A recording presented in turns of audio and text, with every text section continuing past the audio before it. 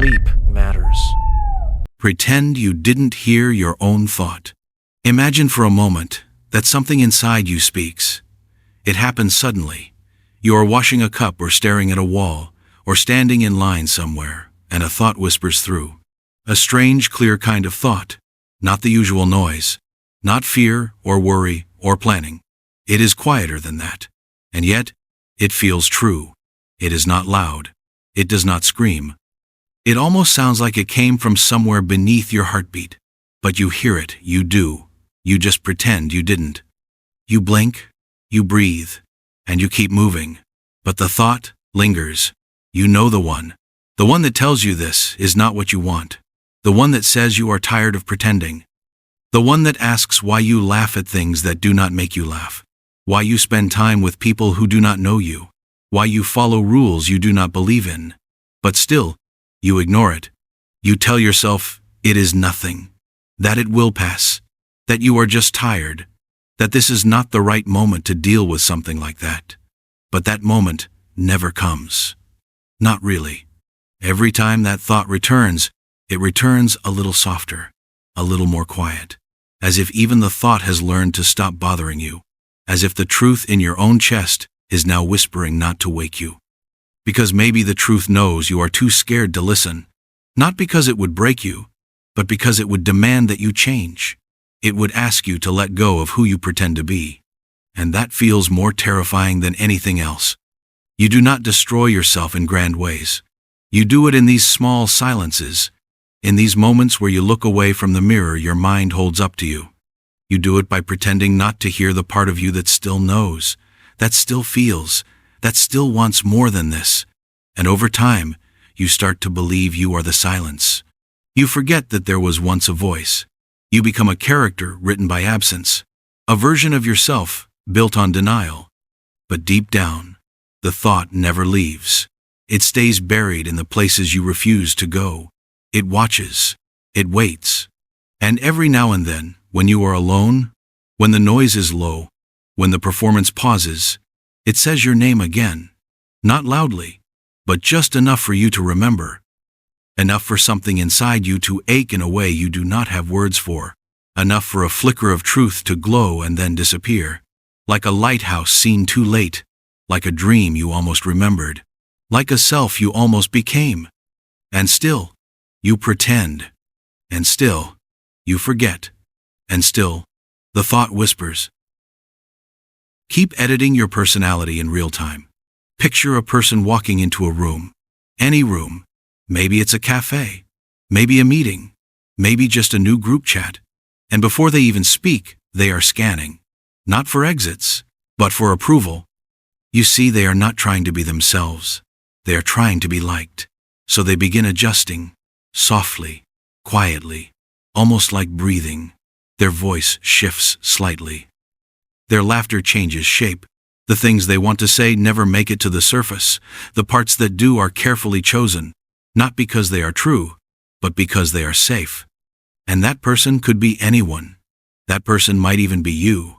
Not because you mean to lie, not because you want to trick people, but because somewhere along the way, you learned that who you really are might be too much, or not enough, or just wrong in some vague, terrifying way. So you keep editing. You change your posture, your taste, your stories. You pretend you don't like what you love, and you pretend to love what you don't care about, all in real time. As if you're not living a life, but performing a role that keeps rewriting itself, depending on the audience. And it works. For a while, it works. People like you, or at least they like the version you've trimmed down for them. They say you're easy to talk to. They call you flexible. They say you're low drama. They do not know what it costs you. They don't see what you delete before you speak, what you bury to stay in the room. They don't see how you rehearse your own personality in your head, like lines in a script. How exhausted you feel after being around people who never actually met you. It becomes second nature. You stop noticing you're doing it, until you do not remember what unfiltered joy sounded like in your own voice. You do not remember what your laugh used to sound like before you made it more acceptable. You do not remember who you were when you weren't trying to be chosen. And worst of all, When someone finally does like you, really like you will not believe them. Because they only met the edited version, not the original draft. And the original has been gone so long you're not even sure what it was. But deep inside, in quiet moments, something aches, not loudly, not with panic, but with longing. You miss yourself, not the version that got the applause, the one who never needed it, the one who existed before approval became oxygen, the one who felt things honestly and didn't rehearse before speaking, the one who wasn't always scanning, always adjusting, always erasing and rewriting mid-sentence. But the edits continue, because the fear is louder than the memory, and the applause drowns out the ache. Until one day, you forget you were ever anything else, and the performance becomes your reality. And the mask is no longer something you wear, it's just your face now. Hide the part of you that still believes. Imagine being a child again, just for a moment, before the disappointments came, before the sarcasm, before you learned to call your dreams unrealistic and your hopes embarrassing. Imagine the part of you that once believed in magic, in people, in things working out, in love, in yourself. It wasn't logical, it wasn't practical, but it was alive. It was real in the way only something innocent can be. And then, over time, piece by piece, that part of you got smaller, not because it died, but because you hid it. You hid it because people laughed, or they rolled their eyes, or they told you to grow up. They told you the world doesn't work like that your dreams were too big or too strange or too childish. And you didn't want to look stupid. You didn't want to be the only one still hoping when everyone else had given up. So you tucked that part of you away. You called it naive. You said you outgrew it, but you didn't. You just buried it beneath your new, tired realism. And now, you live as someone more reasonable, more serious, more in control. You know how to manage expectations. You know how to lower your standards. You know how to smile while slowly giving up. But every now and then, when you see someone else believing, something stirs. It's not envy. It's not pain. It's something softer, like recognition, like a memory, like watching someone else breathe underwater in a place you once lived. There is still a part of you that believes. It's small now, quiet, shy. It shows up in strange places, in songs that move you for no reason, in stories that make your chest feel heavy, in dreams you have when no one is around to judge you. It is not gone, just hidden, waiting, hoping, watching you through the cracks in your performance. But the more you ignore it, the harder it becomes to find.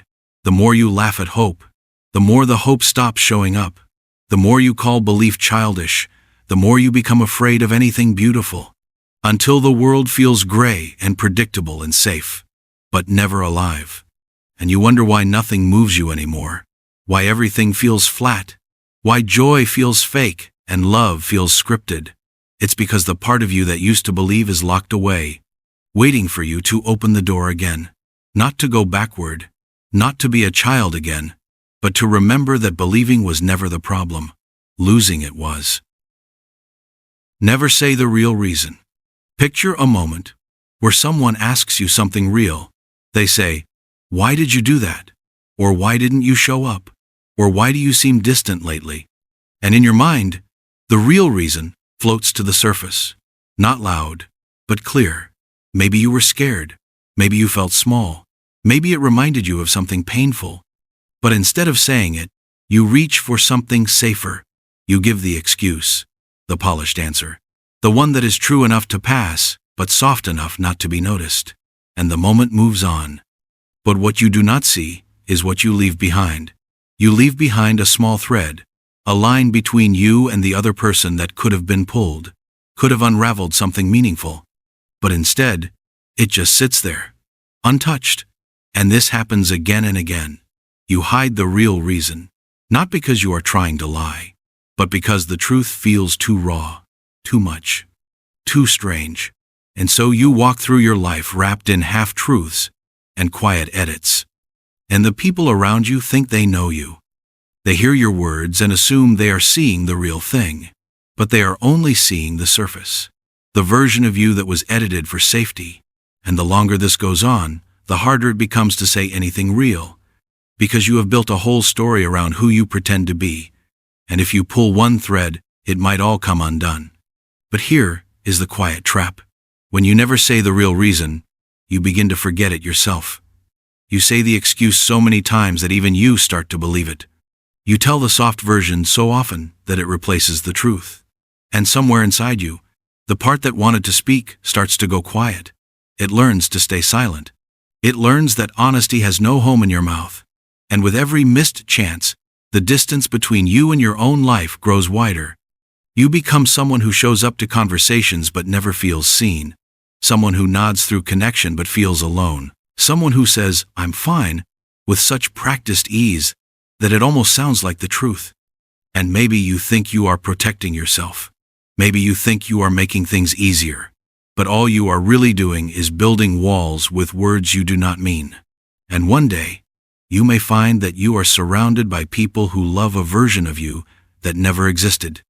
And when that happens, you will wonder why you feel so unknown, so disconnected, so invisible in the middle of attention. And the answer will be simple. You never gave anyone a chance to know you. Because every time the door opened, you closed it with a smile. Every time someone asked, you told them the version they could handle, but not the one that would have changed things. Not the one that would have set something free. You never said the real reason. And now it echoes through every moment you never lived fully. Don't tell them what you dream about. Imagine having a dream so clear you can see the colors in it. It is strange, maybe, or beautiful, or full of something that makes your chest feel heavy in a good way. You wake up, and it lingers. You carry it through the day like a soft whisper, a private glow. And then someone asks, "What are you thinking about?" Or "What do you want to do someday?" And you pause, just for a second, long enough to decide, do you say it, or do you keep it? And most of the time, you keep it. You say something safe, something they expect. Because the real dream is too weird, or too fragile, or too big. You do not want to hear them laugh, or look confused, or say, "Good luck with that," in the way people do when they do not believe you. And so, you protect it by hiding it. But the truth is, hiding a dream does not keep it safe. It keeps it small. And dreams are not meant to be small. They are not meant to be locked in your chest like secrets. They are meant to be said, out loud, to the world, even if your voice shakes, even if nobody claps. Because every time you swallow a dream, it gets harder to imagine it clearly. It fades, like fog in sunlight, and you start to believe it was never real. You start to believe that wanting something more was just a mistake your younger self made. You become someone who talks about goals instead of desires, someone who talks about schedules instead of visions. You plan your life in safe boxes, things people understand, things that make sense. But your soul was never built to be understood. It was built to explore, to create, to reach for something that is not yet there. But if you never share that part of you, the world will never give it space to grow. And slowly, your dreams become whispers, then echoes, then silence. And when someone finally does ask you, really ask you, "What do you want?" you might pause and realize you have no answer. Not because you never had one, but because you stopped letting yourself say it. Because somewhere along the way, you decided that your dreams were too much, or not enough, or both. But they were never the problem. The silence was, the hiding, the pretending, and the longer you do it, the more invisible you feel. Not because the world ignores you, but because you stop showing up with your whole self.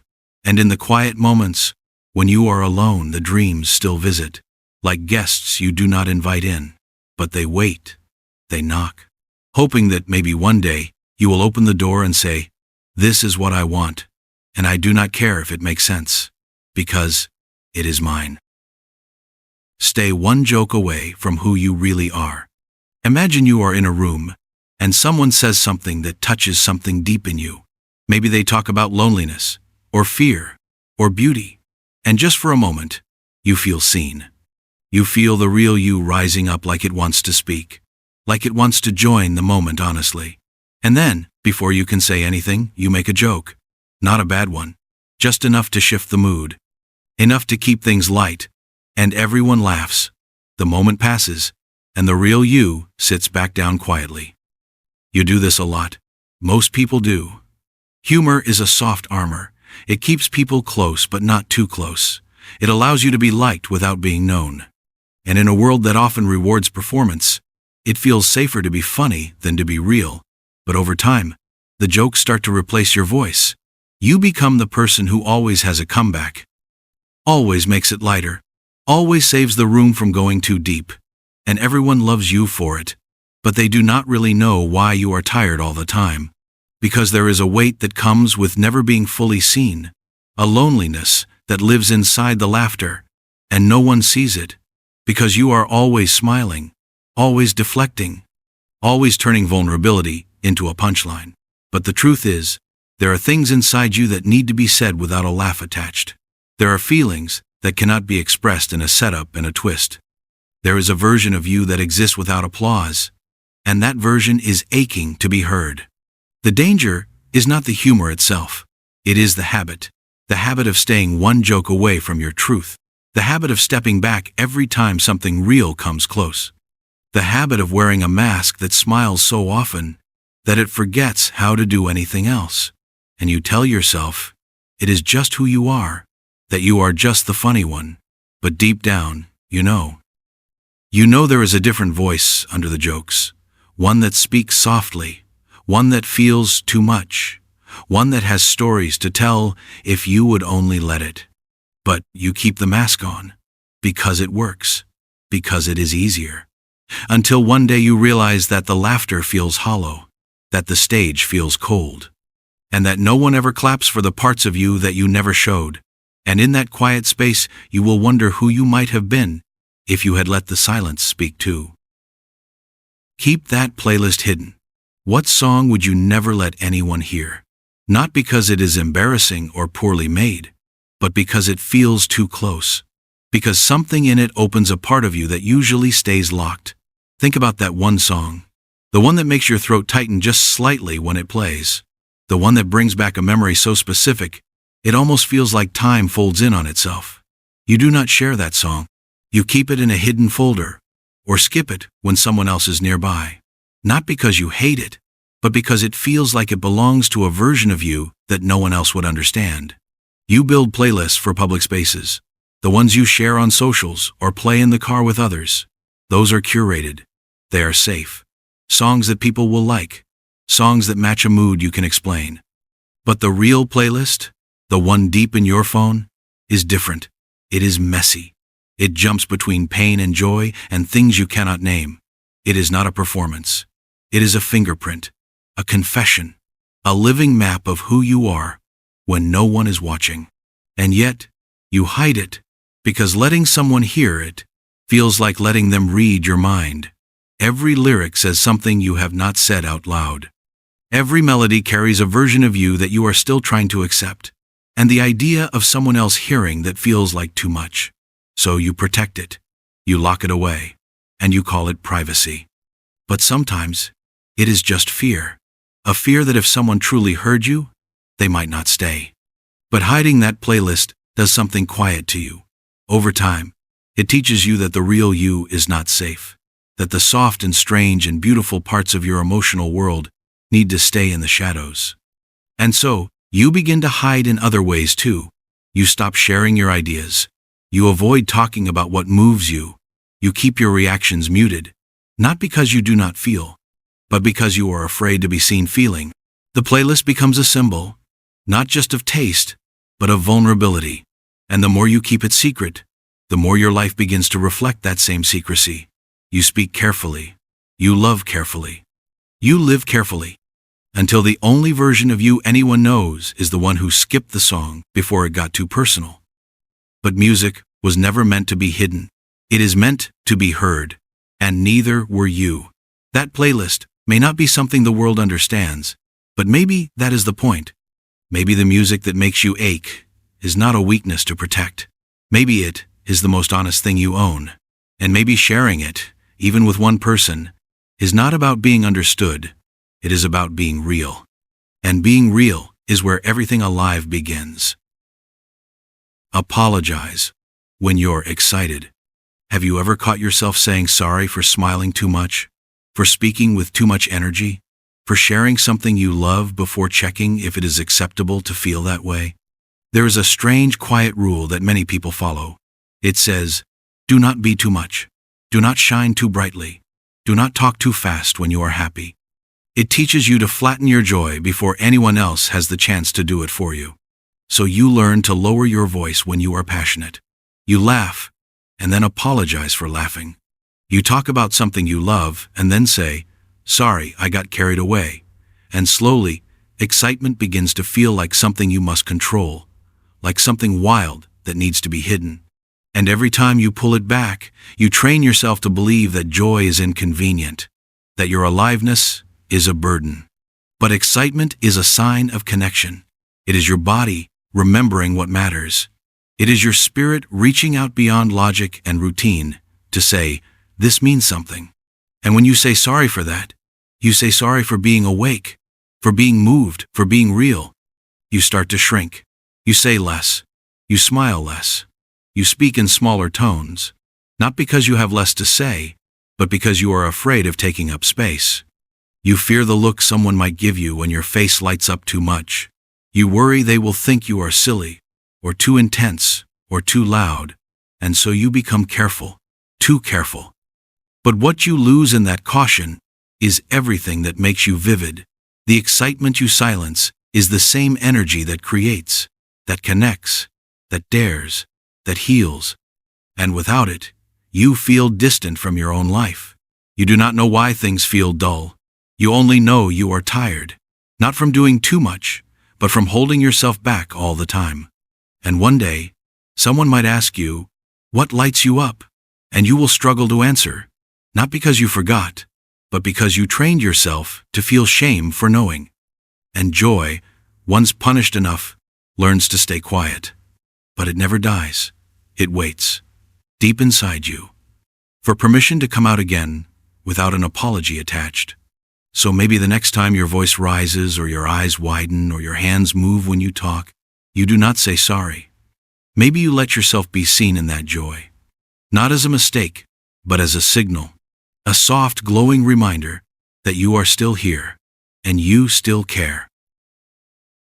Let silence scare you into speaking. What do you do when the room goes quiet? Not just for a second, but long enough for it to feel uncomfortable. Do you rush to fill it? Say something light? Make a joke? Change the subject? Most people do. Silence is strange. It pulls things to the surface. And sometimes what it pulls is fear. You feel it in your body. That subtle panic. That sense that something is wrong if no one is talking. And so you speak, not because you have something to say, but because you need the noise. You need the space to be filled. Because silence feels like judgment, like distance, like being watched without control. But silence is not the enemy. It is the mirror. And mirrors do not lie. In silence, your thoughts get louder. Your emotions become sharper. You hear the parts of yourself that stay quiet when the world is buzzing. And that can be scary. Because you are not used to listening. You are used to managing, performing, distracting. And so you learn to speak quickly, to talk before you feel, to answer before you understand, not to express, but to escape the weight of presence. But in doing so, you lose something important. You lose the chance to really hear yourself. You lose the pause where meaning lives. You speak, but you do not say anything true. You talk, but nothing lands. And slowly, you become disconnected not just from others but from your own mind. You say things to keep peace, to keep people from asking questions, to keep the moment light. But lightness, without depth, is just emptiness wearing a smile. And deep down, you know it. You feel the hunger for something more, something real. But that kind of realness only happens when silence is allowed to breathe. So the next time it comes, maybe you do not run from it. Maybe you let the silence stretch. Let it hold you. Let it show you what is underneath. It might feel uncomfortable. It might feel like too much. But on the other side of that discomfort is honesty. Not loud, not dramatic, just simple, clear, yours. And once you learn to sit in silence without fear, your voice changes. It slows down. It softens. It becomes something you use to connect, not to cover. And that is when people start to hear you. Not just your words, but you. Whisper your truth, then hit delete. Have you ever written something honest, and then erased it before anyone could see it? Maybe it was a message, or a post, or just a few words sitting in a notes app. For one brief moment, you let something real rise to the surface. You said exactly what you meant. You didn't filter it. You didn't make it sound softer or smarter or smaller. It was raw. And it was true. But then your finger hovered over the screen. You read it again. And you hit delete. That small act might seem harmless. A simple moment of second-guessing. But if you look closely, it is a mirror.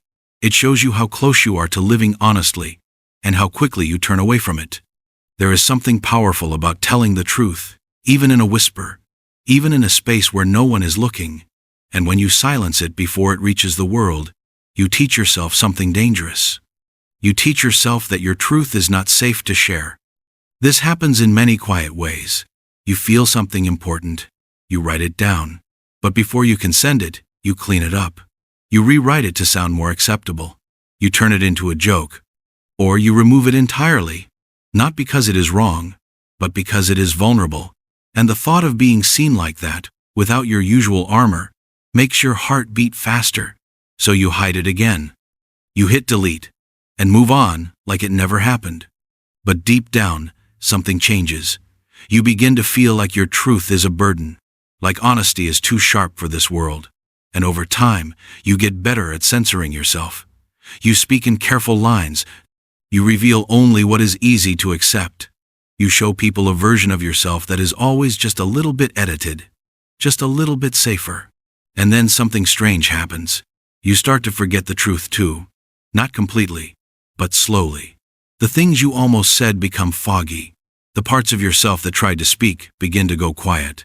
Not because they are gone, but because they have learned that they are not welcome. And you are left wondering why your relationships feel thin, why your voice feels distant, why everything you say feels like a version of what you actually mean. But there was always another path, one where you let the message stay, one where you hit send even if your hand shook, one where you trusted that truth does not have to be perfect to be powerful. You never needed to scream it. You only needed to stop erasing it. Because truth, even whispered, even typed in the dark at midnight, even written and left unsent, still has a voice. And when you stop deleting it, something inside you starts to live again. Never bring up what still hurts. What if there are stories inside you that you have never told because they still sting too much to touch? Stories you pretend are no longer real. Things that happened long ago, or maybe not so long ago, that still live inside you like sharp corners. You do not bring them up. Not because they are gone, but because they are too alive. You smile instead. You say you are past it. You distract. You change the subject. And life continues. But pain that is never spoken never really leaves. It just waits. It waits beneath the conversations, beneath the performances, beneath the masks you wear so well. You can go to work. You can laugh at jokes. You can even fall in love. But the story stays. Quiet, patient, unprocessed, unspoken. And when someone says something close to it, something that touches the same wound, you feel your chest tighten. You do not know why, but your body remembers, even when your voice does not. You might tell yourself, it is better this way. That not talking about it means you are strong. That silence means healing. But silence can also mean avoidance. And unspoken pain has a strange way of becoming a lens. It colors everything you see. It tells you who you are allowed to be, what you are allowed to ask for, what kind of love you think you deserve. It whispers doubts into every joy. It questions every moment of peace. And the longer it stays unspoken, the more it shapes you. You begin to forget that the story still hurts. You only feel tired, numb, sensitive in ways you cannot explain. You overreact to small things and underreact to big ones. You become careful, not because you want to be, but because everything feels like it could be a trigger. And the worst part is, you still feel alone in it. Not because no one cares, but because you never gave anyone the chance to understand.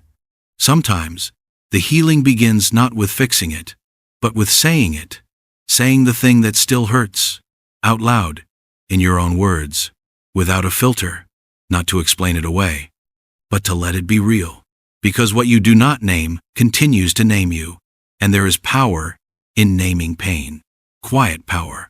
The kind that does not need to shout. The kind that breathes softly in a dark room and says, I am still here, and I am still whole, even with this scar. There is no rush. No one is waiting for a grand confession. But maybe, one day, you will sit with someone you trust. Or maybe just sit with yourself and let the story come out. Even if it shakes. Even if your voice breaks. Even if it does not make sense yet. Because pain that is finally spoken does not disappear, but it does stop hiding. And when it stops hiding, it stops ruling you. Stop talking when it gets real. What would happen if you let a moment stay real? If, in the middle of a conversation, someone asked you something personal and you did not deflect, did not joke, did not change the subject, but just told the truth. Not all of it, just enough. Enough to be seen, enough to break the rhythm of small talk, enough to feel like you were actually here. Most people do not. Most people feel it rising and then back away. It is like standing on the edge of something deep. The air shifts. The mood gets quiet. And right before the drop into something meaningful, they pull back. They say, anyway, or never mind, or forget I said that. They laugh, they keep it light. Because real is hard. Real is unpredictable. Real might lead somewhere they cannot control. And so you stop mid-thought, mid-feeling, mid-truth. You put the wall back up and pretend you were never about to say something that mattered. And maybe the other person does not notice. Or maybe they do. But the moment is gone, and it leaves a strange emptiness, like you opened a door and then slammed it shut before anyone could look inside. This happens again and again. In friendships, in love, in family. You say just enough to keep things going, but never enough to be truly known. And at first, it feels smart, safe. But over time, it begins to wear on you. Because real connection only happens in the space after small talk ends. In the silence between jokes. In the seconds when you say the thing that scares you and stay in the room afterward. You do not have to tell everything. You do not have to bleed in front of everyone. But when you always stop right before it gets real, you teach yourself that your truth is a threat. That your emotions are too much. That being seen will always lead to regret. And that kind of belief turns into loneliness, even in the middle of people. One day, you might sit with someone, and you will feel the moment come again. That chance to be real. It will rise like it always does. You will feel the words gather in your throat. And you will have a choice. You can stop talking, like you always have. Or you can try something else. You can let the moment stay open, even if it is awkward, even if your voice shakes, even if you do not know what happens next. Because what happens next is where life lives. Let group chats think for you. What happens when a thought begins with someone else's voice and not your own? Imagine sitting silently in a room while 10 people speak over each other. You are not talking. You are listening. But slowly, your opinions shift. You do not even notice it. You just laugh when they laugh, agree when the rhythm of the conversation flows a certain way, and nod to things you are not sure you fully believe. Now take that same idea and place it in your pocket. A group chat. A buzzing square of constant chatter. Every beep carries opinions that sneak past your awareness. You scroll, and without realizing it, their ideas become your climate, their moods, your weather, their jokes, your sense of what is funny, their rage, your outrage. You never voted to think this way. You just absorbed it. Like a sponge in the sea, forgetting where your water came from. At some point, your silence in the chat becomes agreement. Your presence becomes participation. You never typed your opinion, but the group does not need that. It just needs your eyes. It needs your slow approval through your silence. There is no space left to ask what you believe. It is drowned in suggestions. Someone posts a hot take, a strong opinion. People pile on with laughter. outrage, emojis. You want to say something else, but the wave has already moved past. You decide to wait. Just read. But each time you wait, your original thought drifts further. The group thinks fast. You think quiet. And slowly, you begin to think their thoughts before yours even begin. You do not check in with yourself. You just check your notifications. Somewhere along the way, you begin to question your own reactions, not because they feel wrong, but because they are not what the group feels. You filter your honesty through imagined replies. You imagine how the group would react, not how you feel. And so your words change before you write them. You are not lying. You are rehearsing survival. A group chat becomes a little courtroom, a place to prove you are not odd. You do not want to be the weird one. So you reshape your curiosity. You hide your boredom. You laugh at things that make you sigh inside. You worry your silence will be seen as strange. So you mimic. You blend. You vanish. And in return, you are accepted. You are invisible in the most comfortable way. But this comfort is quiet erosion. Soon, your instincts become artificial. Your reactions timed with the tempo of everyone else. You feel things because they are trending. You like what they like. You fear being seen, not liking what they like.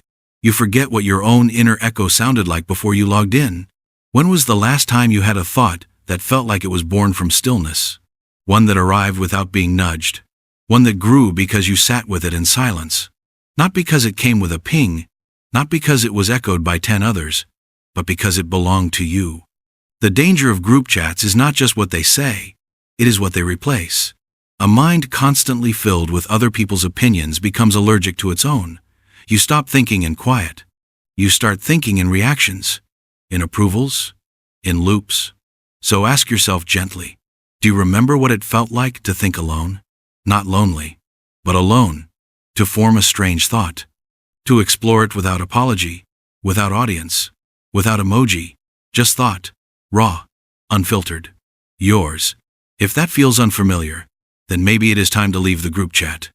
Not to abandon people, but to rediscover what your voice sounds like without theirs. Stay where you're tolerated, not seen. Imagine walking into a room where everyone sees you, but no one looks at you. You smile. They nod. They let you stay, but you never feel felt. You are allowed in but not invited deeper. You are accepted as background, a side character in scenes where you do not speak. You are not mistreated. You are just there. That quiet tolerance. That low hum of being present, but not cherished. You are seen, but not really. Not the way a friend sees. Not the way a child sees a parent. Not the way a soul recognizes another. You are just another moving shape, a tolerated presence. And for some reason, you stay. You tell yourself it is fine. You are not being harmed. You are not being judged. But you are not being held either. Not in warmth. Not in memory. You are a name they forget when recounting who was there. A person they never ask deep questions to. You start noticing your own edits. You smile quicker. You agree faster. You avoid slowing down the moment. You feel like a guest, a long-term guest, and slowly, you begin to shrink. You do not mean to, but the room trains you to take up less space, to be agreeable, to not disturb. You become the kind of person who checks the mood before speaking, who watches faces before laughing, who edits the way you sit. You are tolerated, not welcomed, and the difference is invisible until you sit with it in silence. Imagine this same room, but now, imagine one person turning to you with stillness in their eyes. Not rushed, not polite, just quiet presence. They ask a question and wait for the real answer. Not the easy one, not the edited one, just the truth. And they do not interrupt. They do not perform understanding. They simply remain. That moment right there is the difference. It is not about noise or celebration. It is about depth. It is about being emotionally felt, about being heard with the body, not just the ears. You deserve that. Not tolerance, not quiet nods of permission. You deserve to be felt. So ask yourself, how long have you stayed in places where your presence was not invited, just endured? How many spaces have you bent yourself into, hoping to fit the mold of invisible acceptance? You are not asking for too much by wanting to be loved. You are not difficult for wishing to be cherished. The danger of staying where you are tolerated is forgetting what it feels like to be seen.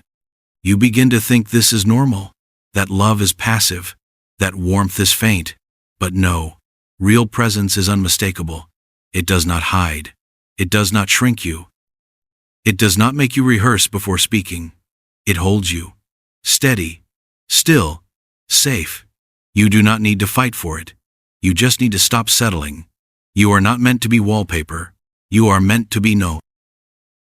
Forget what your childhood self loved. Picture a child standing in a field. The sky is wide. The world is slow. They are holding something small. A rock. A bug. A broken toy. Their eyes are filled with wonder. They talk to themselves. They imagine the clouds are creatures. They dance without music. They laugh before the joke. They believe the world is magic and they belong to it. Now look again. That child is you, or was, but you do not speak to them anymore. You do not ask what they miss. You do not visit the place they still live in. You left them behind like an old room with fading paint. Somewhere along the way, someone told you that wonder was childish, that play was wasteful, that your dreams were cute but not realistic. And you listened. You buried your glow. You traded it for goals. You abandoned what you loved for what you could achieve. You got praise for letting go of the silly things, the small joys, the imaginary games. But the truth is, they were never silly. They were sacred. You used to sing just to feel your voice. You used to build things from nothing. You used to stare at stars and feel big and small at the same time. And now you scroll. You wait for notifications. You chase numbers. You filter your face. You hide your mess. You speak in trends. You answer in fragments. You perform. But you do not remember who you were when you were not trying to be anything. That child in the field did not worry about being watched. They lived in pure presence, in awe, in emotion that did not need explanation. They did not need to be useful. They just needed to be alive. And they were. Fully. Radiantly. Loudly. You miss them. Even if you do not know it. You feel it in the ache of your quiet moments. In the sudden longing when a smell from childhood returns. In the songs that make your chest tighten. You remember the feeling. You just do not visit it. So ask yourself this. What did you love before the world told you what to love? What games did you play before life became performance? What kind of joy did you create? Without money, without structure, without anyone watching. That joy is still somewhere inside you. Not gone, just buried. Beneath years of roles. Beneath the adult mask. Beneath what they told you was maturity. You are allowed to return, not to stay, but to remember. To touch that glow again, and to carry it with you, quietly. The child in the field never really left. They are waiting, just beyond the noise. In the part of you that still believes in magic, all they want is for you to remember how to feel again. Be funny so they don't ask. Picture someone who always makes you laugh. They walk into the room and everything feels lighter. They tell stories. They joke about themselves. They make fun of the serious things in a way that makes you forget how serious they really are. You smile. You laugh. You never ask if they are okay, because they never give you a reason to. Now imagine that person is you, the one who turns every moment into something amusing, the one who knows how to change the mood when things get too quiet, the one who never stays in the deep end for too long. It starts small. You make a joke when someone asks a hard question. You laugh when you feel uncomfortable. You turn pain into something punchy, and it works. People like you more. They say you are easy to be around. They say you are fun. But what they don't know is that the laughter is a shield. A way to make sure no one ever sees what is underneath. Because the truth might be too messy, too soft, too confusing. So you stay one step ahead. You become the entertainer, the mood fixer, the escape hatch everyone relies on. But there comes a cost. Because when you always make people laugh, they forget to look past it. They forget that you might be struggling too, that you might be carrying things you never talk about, that sometimes The person making everyone else feel better is the one who feels the most alone. You want someone to ask, not about the joke, but about the silence after it. You want someone to notice that your smile sometimes looks tired, but how could they know when you made sure they never had to? And one day, you sit in a room full of people laughing, and you wonder if anyone here would still stay, if the joke stopped, if the performance ended, if you told them what really lives in your chest, not the funny version, the real one. But you do not test it. You laugh again. You make another joke, because silence is scarier than being misunderstood. And so you keep playing the role, wondering quietly if anyone will ever look beyond the script. Keep your desires unspoken. What do you want that you have never said out loud? Not a goal, not a task, a desire. A deep personal pull towards something that feels real and alive and maybe a little strange. Something that does not make sense to others. Something that might not even make sense to you. You feel it sometimes when you are alone. You imagine it before you fall asleep. But when the chance to speak comes, you stay quiet. You keep it hidden, tucked beneath practicality and politeness and fear. You nod when people talk about their plans.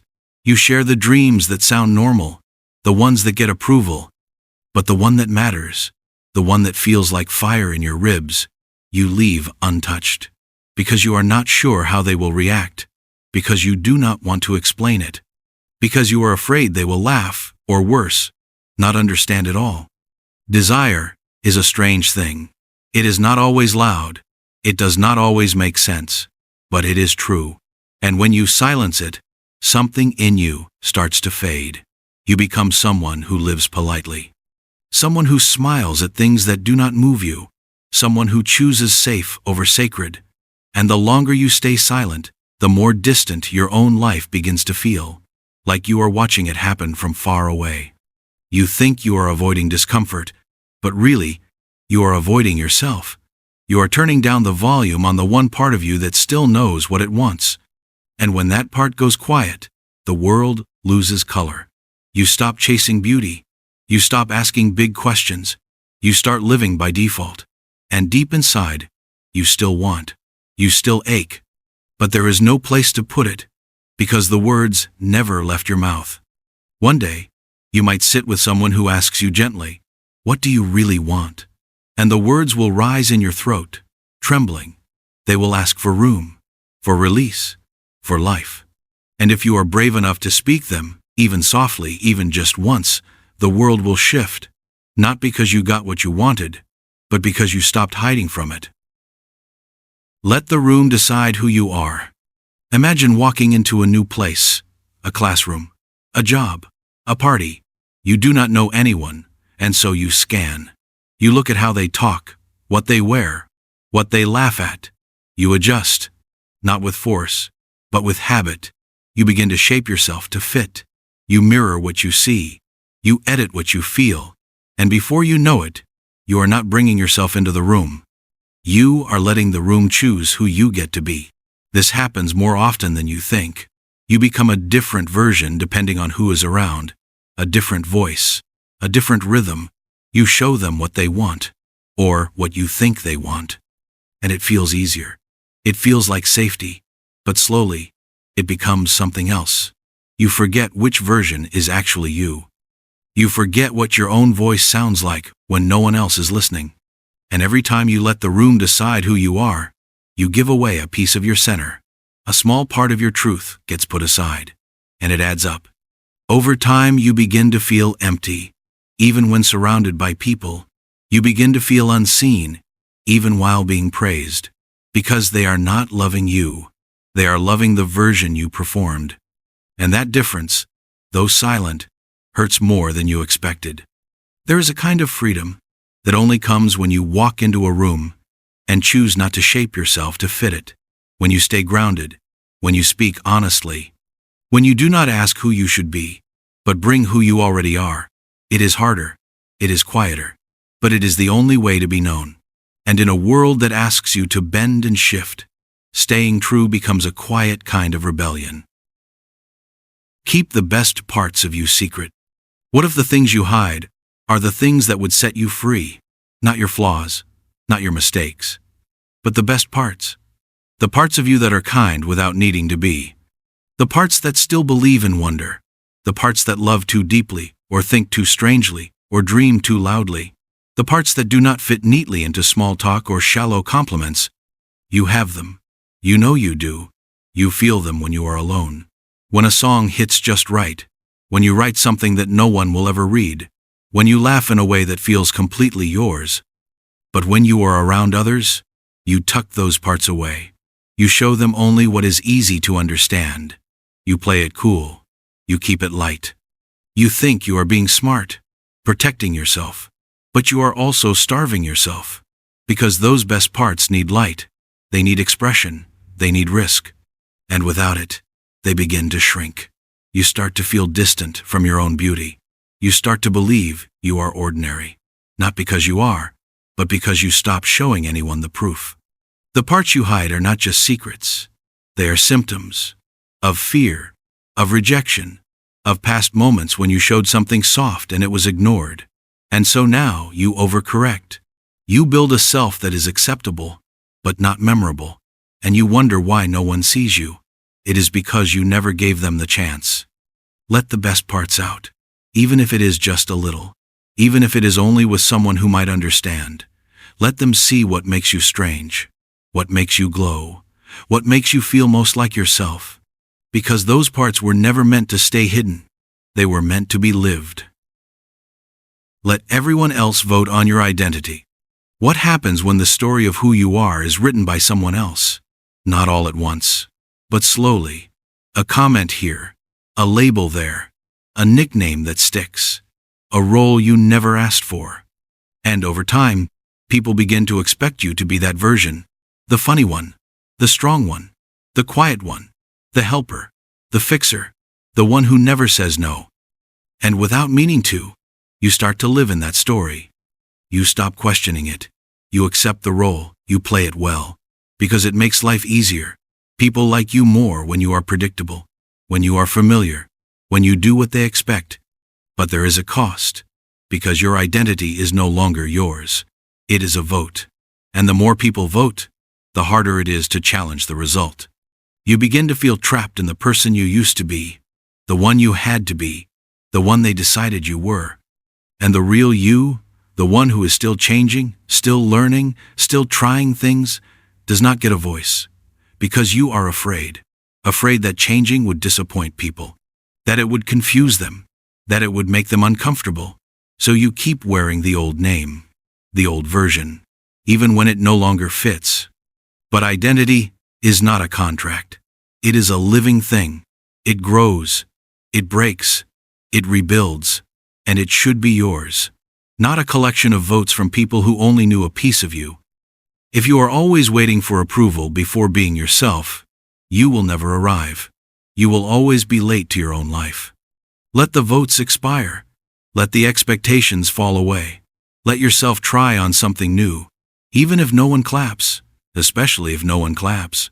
Because being truly yourself is not about being understood by everyone. It is about being honest with yourself.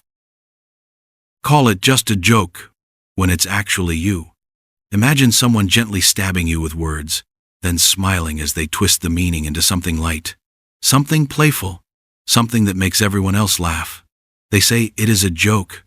They say you are too sensitive, but your body remembers the sting, not because it was loud, but because it was sharp and carefully placed. You laugh too, but it feels like swallowing something you should not have eaten. Deep inside, your silence is not agreement. It is survival. Calling something a joke when it hides your truth is not humor. It is camouflage. A quiet way to test if the room will notice what was really said. You feel it. That moment when someone says what they really think, then hides behind laughter. And the room joins in. And you are left deciding whether to play along or break the moment. If you speak, you ruin the fun. If you stay quiet, you disappear a little more. Slowly the jokes become a language. A way to say the real thing without admitting it. To confess without consequences. To hurt without proof. You do it too sometimes. You joke about your own pain, your failures, your fears. You hide them in sarcasm. You cover your scars in comedy. Because it feels safer to laugh than to explain. But deep down, Your laughter is a whisper of help, a soft way of asking if anyone sees through it. You laugh and wait. You look around. Does anyone notice that the joke was really a truth in disguise? That you just admitted something very real, very raw, very you?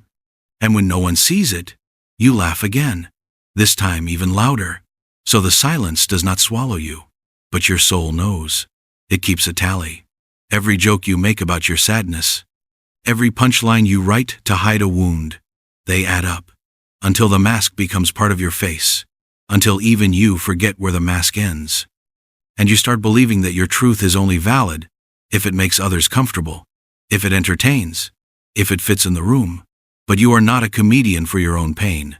You are not meant to reduce yourself to laughter, so others do not feel awkward. What would it feel like to say the truth without sugar, without spin, without a giggle, just to say it and let it sit? No punchline, just honesty. Would it be too quiet, too still, too heavy? Or would it be the first time someone saw you without blinking? You deserve that. Not performance, not applause, but presence. You do not have to call it a joke if it is actually you. Keep changing until you disappear. Picture a mirror that reshapes itself every time someone walks by. It wants to reflect what each person expects.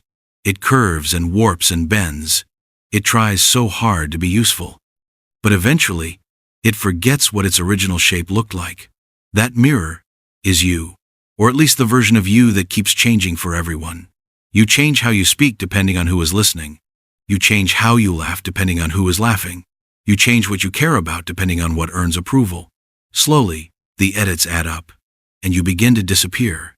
You think you are adapting, being polite, being likable, being easy, but you are actually dissolving, bit by bit, molding yourself to match the mold of every room you enter. You do not notice it at first. It feels like survival. It feels like harmony. It feels like being good.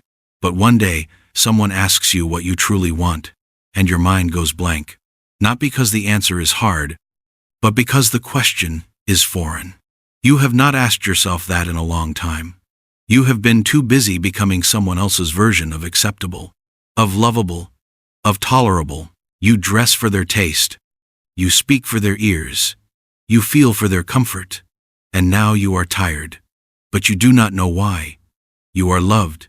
You are praised. You are invited. But you feel hollow. Because the love is not for you. It is for the shape you created. The safe version. The adjustable mask. The agreeable you. And the real you is buried under layers of edits. Afraid to come out. Because what if the real you is too much? Or worse, not enough? So you keep changing, hoping that one of these versions will finally feel like home. But they never do. Because home is not a costume. It is not a reaction. It is not applause. It is truth. And the more you chase safety through changing, the more you risk disappearing completely. What would happen if you stopped adjusting? If you stayed the same in every room? Not stubbornly, but honestly. What if your yes always meant yes, and your no stayed no? What if you stopped laughing when it was not funny? What if you sat still when the room expected movement? Maybe someone would leave. Maybe someone would stay. But at least you would know that you were not vanishing for someone else's comfort. You were arriving, finally, as you. Replace vulnerability with volume. Imagine a person shouting not because they are angry, but because they are scared to be quiet. They are loud, always loud, with opinions, with laughter, with presence. They fill the room before anyone else does. But if you listen closely, their volume is not strength. It is armor, because silence reveals, and they cannot afford that. You know someone like this. Maybe you are someone like this. You speak fast. You joke first. You interrupt discomfort with stories. You cover emotion with performance. You are not trying to lie. You are trying to avoid the echo. The one that comes when things get still. Because in that echo, your real feelings are too loud. Your fear, your sadness, your confusion. So you talk over them. You become the show, the host, the reliable one, the entertainer. You say you are fine, but your voice cracks when no one is watching. You say it is all good, but your pillow knows the truth. You cannot remember the last time you said something soft without making it safe, without cleaning it up, without changing the subject. You want to be known, but not exposed. So you raise the volume, not just of your voice, but of your personality, your lifestyle, your image. You become the life of the party, and when the party ends, you wonder why you still feel alone. Being loud does not mean being heard, and being heard does not mean being understood. Sometimes the loudest person in the room is the loneliest, not because no one listens, but because no one sees what is under the performance. You want to be safe. That makes sense. But safety without honesty is a cage, a very colorful, noisy cage. What if you were quiet one day? What if you let the moment stay still? Would it be scary or freeing? Would someone finally hear the whisper you have been hiding behind the noise? You deserve to be loved without the show, without the layers, without the mask. You are not too much. You are just trying not to be unseen. But you do not have to shout to be felt. Continued in next message. Here is the continuation of the script from where we left off. Keep your story on mute. Picture a library full of books that no one has read. The stories are there. The pages are filled, but the covers are blank. No titles, no summaries, just silence. That is what your story feels like when you keep it on mute. People see your face. They hear your laughter. They notice your patterns, but they do not know the pages inside you.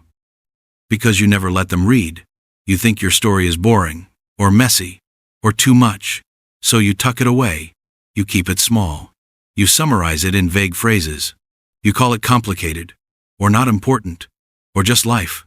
But inside, you are a storm of moments, of memories, of quiet milestones that shaped you, of deep scars you never traced with words. You think silence protects you, that if no one knows, no one can hurt you. But silence also isolates you. It makes you feel like a mystery even to yourself. Over time, your voice forgets how to tell the truth. It becomes a translator for comfort, not clarity. You filter everything. You speak in soft fog. You become an echo of other people's stories. But yours remains buried, not because it is wrong, but because you are scared it will not be accepted. You are scared it will be too heavy for the room, or too strange, or too sad. But you forget that your story is not a performance. It is not meant to impress. It is meant to connect. Someone out there is waiting to hear the exact sentence you are afraid to say. Someone out there is carrying the same weight, but thinks they are alone. And you, just by speaking, can become a mirror, a bridge, a lifeline. But you stay quiet, not because you have nothing to say, but because you have too much to risk. Still, the truth is this. Every time you mute your story, you reinforce the lie that your truth is not worthy of air, of space, of sound. But it is. Your story is a compass. Not for the world. For you, it reminds you of how far you have come, of what you survived, of what shaped your softness. You do not need to share it with everyone, but you need to let it breathe, even if just in whispers, even if just in your own journal, because a voice that never speaks forgets its power, and a story that is never told becomes a burden instead of a gift. Your story deserves to be heard, even if only by you. Be who they need, not who you are. Imagine being an actor who never leaves the stage. You play roles, different ones for different people. The helpful one, the funny one, the calm one, the strong one. And people love you for it. They depend on you, they thank you, but you feel tired, not just physically, soul tired, because you never take off the costume. Even when you are alone, you rehearse, you adjust. You make sure your performance is ready. You know exactly what people expect. And you give it to them. You give it so well that they do not ask who you really are, because the performance is perfect. You wonder if they would stay if you dropped the act, if you cried instead of smiled, if you doubted instead of advised, if you rested instead of rescued. But you do not risk it, because your worth feels tied to your usefulness. Your presence feels like a transaction. You offer a version of yourself that is polished, edited, manageable. And slowly, You become a stranger to your own reflection. You forget what it feels like to be held without a role, to be seen without being needed, to be loved without performing. You want to stop, but you fear the silence, the awkwardness, the potential rejection. So you keep going. You become the caretaker of everyone's emotions, except your own. Your needs become invisible, even to you. And when someone asks, "How are you really?" you feel confused, because you are not sure. You have not asked yourself in a long time, what would happen if you stopped being who they need? Just for a moment. If you said no. If you admitted you were not okay. If you let someone else carry the weight. Maybe they would be shocked. Maybe some would leave. But maybe others would come closer. Not because you are useful, but because you are real. You are not a utility. You are not a character. You are a soul with its own shape. And the world does not end when you stop performing. Sometimes it finally begins. Say nothing when it matters most. What if the moment that needed your voice was the one you let pass? Picture this. You are standing in a room. Someone says something cruel, something wrong. Everyone hears it. Everyone freezes. Your heart beats faster. You know you should speak, but you stay silent. Not because you agree, but because fear is louder than your courage.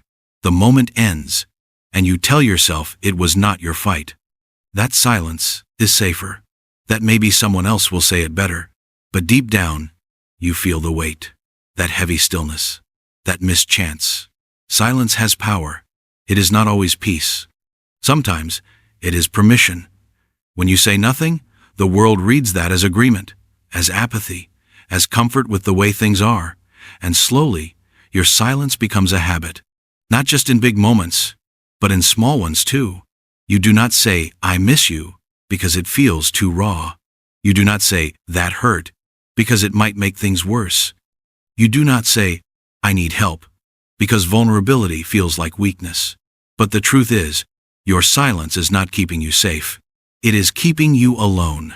You build walls with unsaid words. You drift from people who never heard your truth. You wake up wondering why no one really knows you. But how can they? You never showed them. You only offered surface, politeness, smiles. But not truth. You say you are fine when you are breaking. You say you do not care when you care deeply. You say nothing when it matters most. And then you wonder why the connection feels thin. It does not have to be this way. Your voice is not a weapon. It is a bridge, a spark, a heartbeat. You do not have to speak loudly, just honestly. Say the small truths, the soft ones, the scared ones. Say them even if your voice shakes, because silence will never protect you from feeling unseen. But honesty might help you be found, not by everyone, but by the right ones. Laugh at jokes that make you flinch. Imagine sitting with a group of people and someone makes a joke. It is small, quick, everyone laughs, you do too. But inside your chest, something twists. The joke touched something real, something painful, something close to home, but you laugh anyway. You tilt your head back. You smile. You join in. Because if you stay quiet, it gets awkward. If you speak up, they might roll their eyes. So you act like it is fine. And before they finish, you say, "Same." It is small, harmless, friendly. But then it happens again. They share their opinion and you agree. Their style and you copy it. Their belief, and you echo it. Not because you are pretending, but because somewhere along the way, you stopped checking if it was yours. You wanted to be easy, to connect, to belong, and so you adapted, again and again, until your yes lost its meaning, until your favorite song was someone else's playlist, until your thoughts were echoes, not choices, and you wonder why you feel hollow. It is not because you are empty. It is because you filled yourself with everyone else. There is nothing wrong with resonance, with shared love, with common ground. But when everything becomes a mirror, you stop being a person. You become a reflection. And it is hard to love a reflection, because it is always changing, always shaped by the last thing it faced. You do not have to say no to connect. You just have to say yes with truth. You just have to remember that your difference is not a threat. It is an offering. And when you stop saying same without meaning it, you start saying something real, something that sounds like your voice, something that feels like home. Keep the truth inside drafts. Imagine writing a message, one that feels honest, one that shakes your chest just to type, and then stopping right before you hit send. You stare at the words. Your heart knows they are real. But your hand hesitates. You save it as a draft, not deleted, just unsent, just sitting there. A truth too heavy for air. You tell yourself maybe later, maybe when the timing is better, maybe when the risk is smaller, but later never comes, and your truth waits in silence. You become a collector of unsaid things, of feelings trapped in drafts, messages you almost sent, confessions you almost made, truths that almost touched the world. You scroll through them sometimes, just to remember who you almost were, the brave version of yourself, the one who said it plain, the one who said it without folding. But then you come back to the present. You are quiet again, smiling again, playing safe again, and the world moves on, never knowing what you held back. There is no badge for restraint, no prize for emotional silence, just distance. Distance from the people you love, distance from your own voice. You think you are keeping the peace, but really, you are keeping the truth in a locked room, and that room fills up over time. It becomes heavy. It becomes crowded with what you should have said, what you meant to share, what you hoped someone would ask about, but they never do, because they do not know, because you never let them see, because you told yourself that speaking up would be too much, that being honest would make you lose something. But what if not being honest is what actually costs you? Cost you intimacy, cost you clarity, cost you the chance to be fully known. The danger is not in one unsent message. It is in the habit, the pattern, the identity that forms when your truth never leaves the draft. You begin to feel unseen, but you helped build that invisibility. You crafted it one unsent truth at a time. So tonight, ask yourself this. What truth have you written but never spoken? What sentence is sitting quietly, waiting for your courage? It does not need to be loud. It just needs to be released. Because drafts are where truths go to sleep, and some of them are meant to wake the world. Call yourself low maintenance, out of fear. Picture someone standing in a crowd, smiling wide, saying, "I am easy to please." They laugh at jokes that do not land. They nod when they want to shake their head. They say it is fine, even when it is not. They call themselves low maintenance, but deep down, it is not peace they are offering. It is fear. A fear of being a burden. A fear of asking for too much. A fear of being left behind if they take up too much space. You might know that feeling. You might wear that same mask. You think being easy makes you lovable. That the less you need, the more you will be chosen. So you minimize. You soften your edges. You say, whatever works for you, even when it does not work for you. You wait to be asked instead of speaking up. You want to be the person no one ever complains about.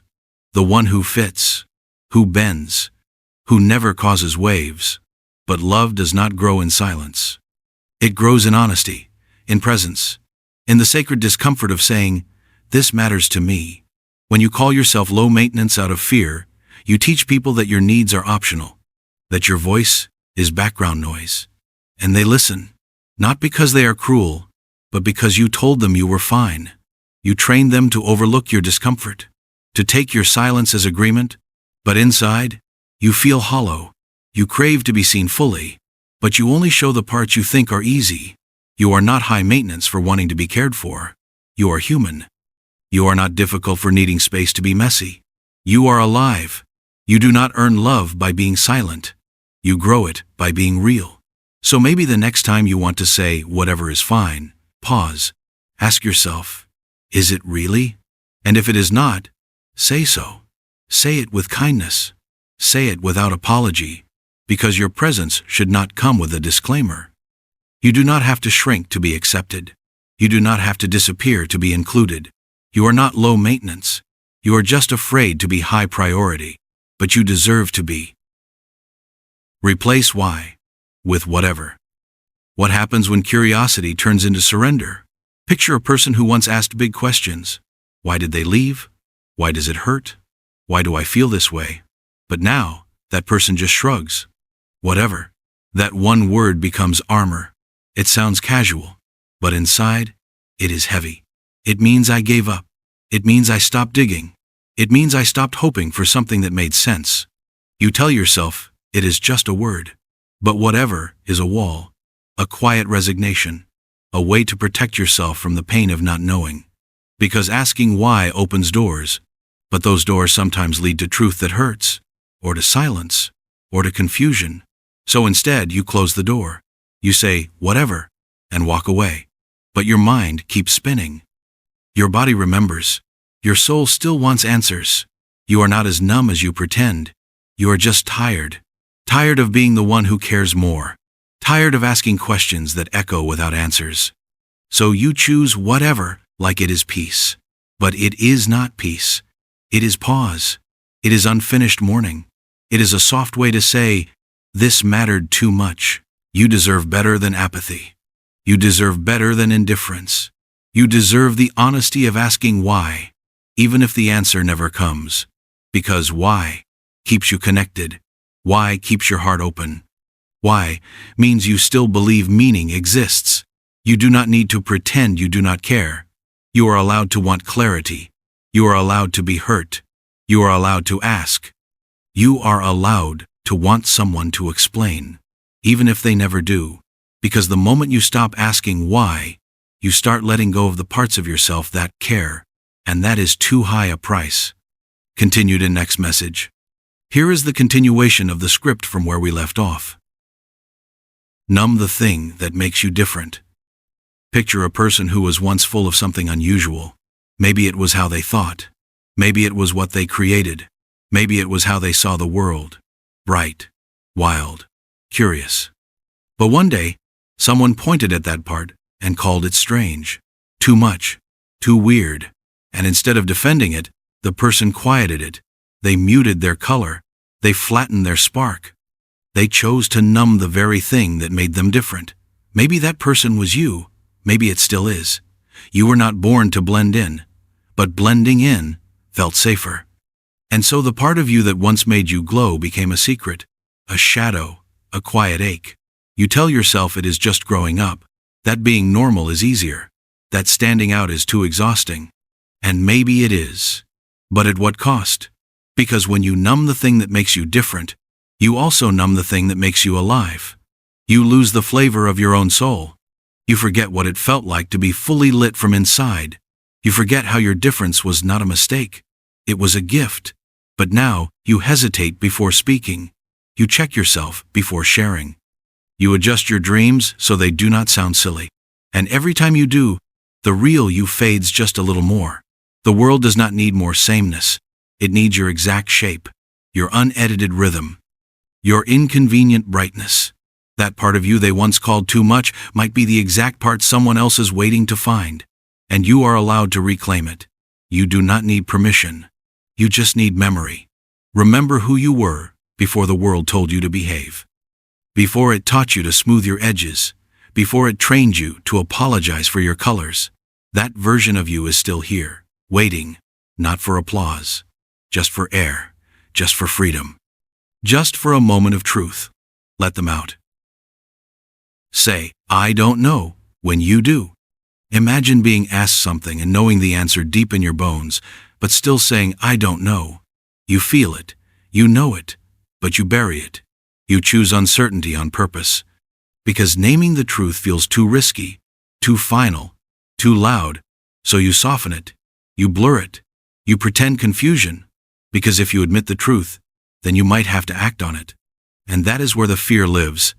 Saying, I don't know when you do, is a kind of self-protection, a way to delay the moment where you must choose, or change, or confront. You might say it when someone asks if you are happy, if you want to stay, if something feels wrong. And inside, your body screams the answer, but your mouth shrugs, because truth demands movement, and movement means risk. So you wait. You float in the in-between. You rehearse both futures, You hide in the fog. But the truth is not going anywhere. It waits, patiently, in your chest, in your silence, in your dreams. You know. You have always known. The voice you are pretending not to hear has been whispering for years, and it is not going to stop. You are not lost. You are afraid to arrive. Because arrival means responsibility. It means you cannot pretend anymore. But the longer you deny what you know, the heavier it becomes. The truth is not a threat. It is a light. It is a compass. It is your real north. It will not always lead you where you want to go, but it will never lead you away from yourself. Say it, whatever it is. Even if your voice shakes. Even if your world shifts. You do not need all the answers, but you do need the truth. Your truth.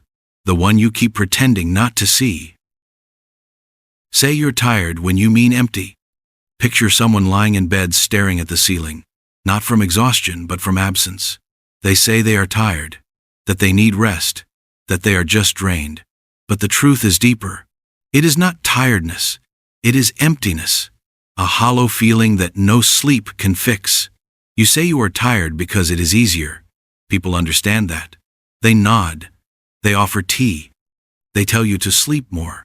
But if you said you felt empty, what would they say then? Would they understand? Would they stay? Would they still know how to hold you? So you stick to tired. You say it like it is just physical, like it is just about the hours. But you know better. Your soul is tired. Your joy is thin. You feel like a house with lights on but no one home. You go through the motions. You smile when you should. You work. You talk. You function. But you feel nothing move inside you. That is not tiredness. That is something else, something deeper. A kind of quiet sadness that floats beneath the surface, and it stays because you do not name it. You treat it like fatigue, but rest does not heal what you refuse to face. Emptiness is not laziness. It is not weakness. It is a signal that something inside you is disconnected, that something important is missing, and the longer you ignore it, the louder it becomes, not with noise, but with numbness. You forget what excitement feels like. You forget what real rest feels like. You exist instead of live. But it does not have to stay that way. You can start small. You can tell the truth in pieces. You can say, I feel off, or I feel quiet in a strange way. You can speak without fixing, without explaining, and slowly, that emptiness starts to breathe. It begins to fill, not all at once, but enough to feel real again. You deserve more than survival. You deserve connection, presence, meaning. So stop calling it tired. If what you really mean is lost, say it. Let it out. That is how you begin to come back to yourself. Stay busy so you don't have to feel. What would happen if you stopped for just 1 full hour? No tasks, no messages, no background noise, just stillness, just you. It sounds simple, but for many people, it feels almost impossible. Because once everything gets quiet, something else rises. The feelings you have been keeping just below the surface, the ones you buried under work, plans, routines, and scrolling. When you stay busy, you do not have to feel, and that feels like safety. You wake up and check your phone before your eyes fully open. You make lists. You move from one thing to the next. Even when you are resting, you fill the space with something. A show, a podcast, music, anything that keeps your mind from drifting too deep. Because you know what waits there. You know what still hurts, and you are not ready to feel it again. So you keep going. You call it productivity. You call it being strong. But sometimes it is just another name for running. The world makes it easy to run. There is always something else to do, another message to answer, another goal to chase. And you can live like this for years, decades even, functioning, smiling, achieving, but never quite landing, never quite feeling whole, because the parts of you that need healing cannot be processed in motion. They need pause, they need breath, they need presence, and that is what busyness steals. You tell yourself, you will slow down eventually, after this week, after this project, after things settle, but they never do. Because as long as the pain is unspoken, your mind will keep building ways to avoid it. You are not weak for feeling. You are not broken for needing stillness. What hurts is not the feeling itself. What hurts is the way you keep turning away from it, again and again, until you no longer know what you are running from. Only that the silence makes you nervous. But maybe you try, just for a little while. Sit in the quiet. Feel the ache. Let the emotion pass through like a wave. You do not need to solve it. Just let it move. Let it rise. Let it breathe. Because everything you avoid only grows in the dark. And everything you feel fully and freely begins to release you. Avoid eye contact with your own reflection. Picture brushing your teeth at night. You are alone in the bathroom. The light is soft. The mirror is right there. And you catch a glimpse of yourself. Not just your face, but your eyes. You feel the urge to look away. Maybe you do. Maybe it is just for a second. But you know what happened. You avoided yourself. We do this more than we admit. Not because we hate how we look, but because sometimes the eyes in the mirror feel like a stranger's. Or worse, they feel like someone who knows too much. They see the choices you did not make, the words you never said, the person you stopped trying to become. And it is easier to look away than to meet that gaze. The mirror is not the enemy. It is just a surface. But what it reflects is what we fear, not our features, but our truth, the parts of ourselves we have been ignoring, the pain we have not processed, the joy we have been afraid to claim, the quiet disappointment that builds when we live on autopilot for too long. And so we rush. We do what we need to do, and we avoid that glance. Because eye contact means accountability. It means recognition. You are not alone in this. So many people fear their own gaze, because in it we find everything we forgot to feel, everything we meant to deal with, everything we thought would disappear on its own. But the mirror remembers. And so does the self behind your eyes. The one who knows when you are not being honest. The one who waits for your return. Try looking, not to check your appearance, but to say hello, to say, I see you, even if it is just for a few seconds, even if you feel uncomfortable. Because the only way to feel whole again is to come back to yourself, one glance at a time. Avoid mirrors when you're alone. What does it say when you turn away from a mirror even when no one else is watching? Not because you are in a rush, not because you forgot, but because you do not want to see. Alone with yourself, the reflection becomes louder. It speaks without words. It brings back memories you did not mean to carry. It reminds you of who you used to be, or who you were trying to become.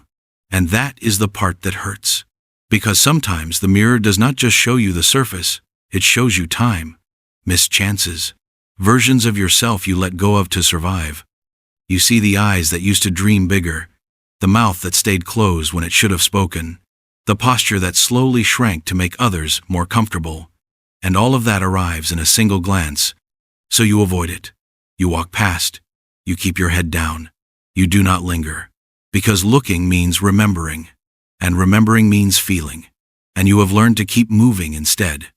But the mirror waits, quietly, every day, hoping you will come back, not to judge, not to criticize.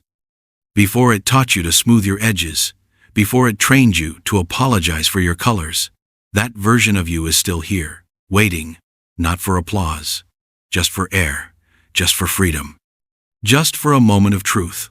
Let them out. Say, I don't know, when you do. Imagine being asked something and knowing the answer deep in your bones, but still saying, I don't know. You feel it, you know it, but you bury it. You choose uncertainty on purpose. Because naming the truth feels too risky, too final, too loud, so you soften it, you blur it, you pretend confusion, because if you admit the truth, then you might have to act on it. And that is where the fear lives. Saying, I don't know when you do, is a kind of self-protection, a way to delay the moment where you must choose, or change, or confront. You might say it when someone asks if you are happy, if you want to stay, if something feels wrong. And inside, your body screams the answer, but your mouth shrugs, because truth demands movement, and movement means risk. So you wait. You float in the in-between. You rehearse both futures. You hide in the fog. But the truth is not going anywhere. It waits, patiently, in your chest, in your silence, in your dreams. You know. You have always known. The voice you are pretending not to hear has been whispering for years, and it is not going to stop. You are not lost. You are afraid to arrive. Because arrival means responsibility. It means you cannot pretend anymore. But the longer you deny what you know, the heavier it becomes. The truth is not a threat. It is a light. It is a compass. It is your real north. It will not always lead you where you want to go, but it will never lead you away from yourself. Say it, whatever it is. Even if your voice shakes. Even if your world shifts. You do not need all the answers, but you do need the truth. Your truth. The one you keep pretending not to see. Say you're tired when you mean empty. Picture someone lying in bed staring at the ceiling, not from exhaustion but from absence. They say they are tired, that they need rest, that they are just drained. But the truth is deeper. It is not tiredness. It is emptiness. A hollow feeling that no sleep can fix. You say you are tired because it is easier. People understand that. They nod. They offer tea. They tell you to sleep more. But if you said you felt empty, what would they say then? Would they understand? Would they stay? Would they still know how to hold you? So you stick to tired. You say it like it is just physical, like it is just about the hours. But you know better. Your soul is tired. Your joy is thin. You feel like a house with lights on but no one home. You go through the motions. You smile when you should. You work. You talk. You function. But you feel nothing move inside you. That is not tiredness. That is something else. Something deeper. A kind of quiet sadness that floats beneath the surface. And it stays because you do not name it. You treat it like fatigue. But rest does not heal what you refuse to face. Emptiness is not laziness. It is not weakness. It is a signal that something inside you is disconnected, that something important is missing. And the longer you ignore it, the louder it becomes. Not with noise, but with numbness. You forget what excitement feels like. You forget what real rest feels like. You exist instead of live. But it does not have to stay that way. You can start small. You can tell the truth in pieces. You can say, I feel off, or I feel quiet in a strange way. You can speak without fixing, without explaining, and slowly, that emptiness starts to breathe. It begins to fill, not all at once, but enough to feel real again. You deserve more than survival. You deserve connection, presence, meaning. So stop calling it tired. If what you really mean is lost, say it. Let it out. That is how you begin to come back to yourself. Stay busy so you don't have to feel. What would happen if you stopped for just 1 full hour? No tasks, no messages, no background noise, just stillness, just you. It sounds simple, but for many people, it feels almost impossible. Because once everything gets quiet, something else rises. The feelings you have been keeping just below the surface, the ones you buried under work, plans, routines, and scrolling. When you stay busy, you do not have to feel. And that feels like safety. You wake up and check your phone before your eyes fully open. You make lists. You move from one thing to the next. Even when you are resting, you fill the space with something. A show, a podcast, music, anything that keeps your mind from drifting too deep. Because you know what waits there. You know what still hurts. And you are not ready to feel it again. So you keep going. You call it productivity. You call it being strong. But sometimes, it is just another name for running. The world makes it easy to run. There is always something else to do. Another message to answer. Another goal to chase. And you can live like this for years. Decades even. Functioning. Smiling. Achieving. But never quite landing. Never quite feeling whole. Because the parts of you that need healing cannot be processed in motion. They need pause. They need breath. They need presence. And that is what busyness steals. You tell yourself, you will slow down eventually. After this week. After this project. After things settle. But they never do. Because as long as the pain is unspoken, your mind will keep building ways to avoid it. You are not weak for feeling. You are not broken for needing stillness. What hurts is not the feeling itself. What hurts is the way you keep turning away from it, again and again, until you no longer know what you are running from. Only that the silence makes you nervous. But maybe you try, just for a little while. Sit in the quiet. Feel the ache. Let the emotion pass through like a wave. You do not need to solve it. Just let it move. Let it rise. Let it breathe. Because everything you avoid only grows in the dark. And everything you feel fully and freely begins to release you. Avoid eye contact with your own reflection. Picture brushing your teeth at night. You are alone in the bathroom. The light is soft. The mirror is right there. And you catch a glimpse of yourself. Not just your face, but your eyes. You feel the urge to look away. Maybe you do. Maybe it is just for a second. But you know what happened. You avoided yourself. We do this more than we admit. Not because we hate how we look, but because sometimes the eyes in the mirror feel like a stranger's. Or worse, they feel like someone who knows too much. They see the choices you did not make, the words you never said, the person you stopped trying to become. And it is easier to look away than to meet that gaze. The mirror is not the enemy. It is just a surface. But what it reflects is what we fear, not our features, but our truth, the parts of ourselves we have been ignoring, the pain we have not processed, the joy we have been afraid to claim, the quiet disappointment that builds when we live on autopilot for too long. And so we rush, we do what we need to do, and we avoid that glance. Because eye contact means accountability. It means recognition. You are not alone in this. So many people fear their own gaze, because in it we find everything we forgot to feel, everything we meant to deal with, everything we thought would disappear on its own. But the mirror remembers, and so does the self behind your eyes, the one who knows when you are not being honest, the one who waits for your return. Try looking, not to check your appearance, but to say hello, to say, I see you, even if it is just for a few seconds. Even if you feel uncomfortable, because the only way to feel whole again is to come back to yourself, one glance at a time. Avoid mirrors when you're alone. What does it say when you turn away from a mirror even when no one else is watching? Not because you are in a rush, not because you forgot, but because you do not want to see. Alone with yourself, the reflection becomes louder. It speaks without words. It brings back memories you did not mean to carry.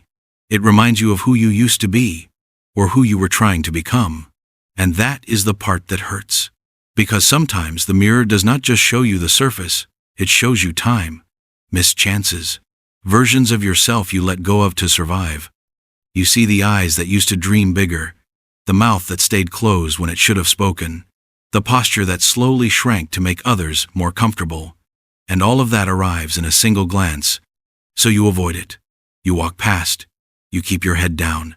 You do not linger. Because looking means remembering. And remembering means feeling. And you have learned to keep moving instead. But the mirror waits, quietly, every day, hoping you will come back, not to judge, not to criticize, but to reconnect. There is power in standing still, in meeting your own eyes without fear, in saying, I am still here, even after everything, even with the cracks, even with the wear, I am still worth looking at. And not just in passing, but with presence. You do not have to love what you see right away. You only have to look long enough to stop hiding, because the moment you stop avoiding the mirror is the moment you stop avoiding yourself. Wear what doesn't feel like you. Picture reaching for a shirt you do not really like, not because it fits well, not because you love it, but because it feels safe, because it helps you disappear a little, because it says what you cannot, that you do not want to be seen right now, that you are trying to blend in, that today you are not showing up as your full self. Clothing is not just fabric, it is expression. It is the first language you speak when you enter a room.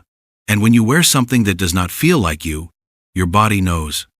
It becomes harder to stand tall, to breathe deeply, to smile without effort. You feel it in the background all day.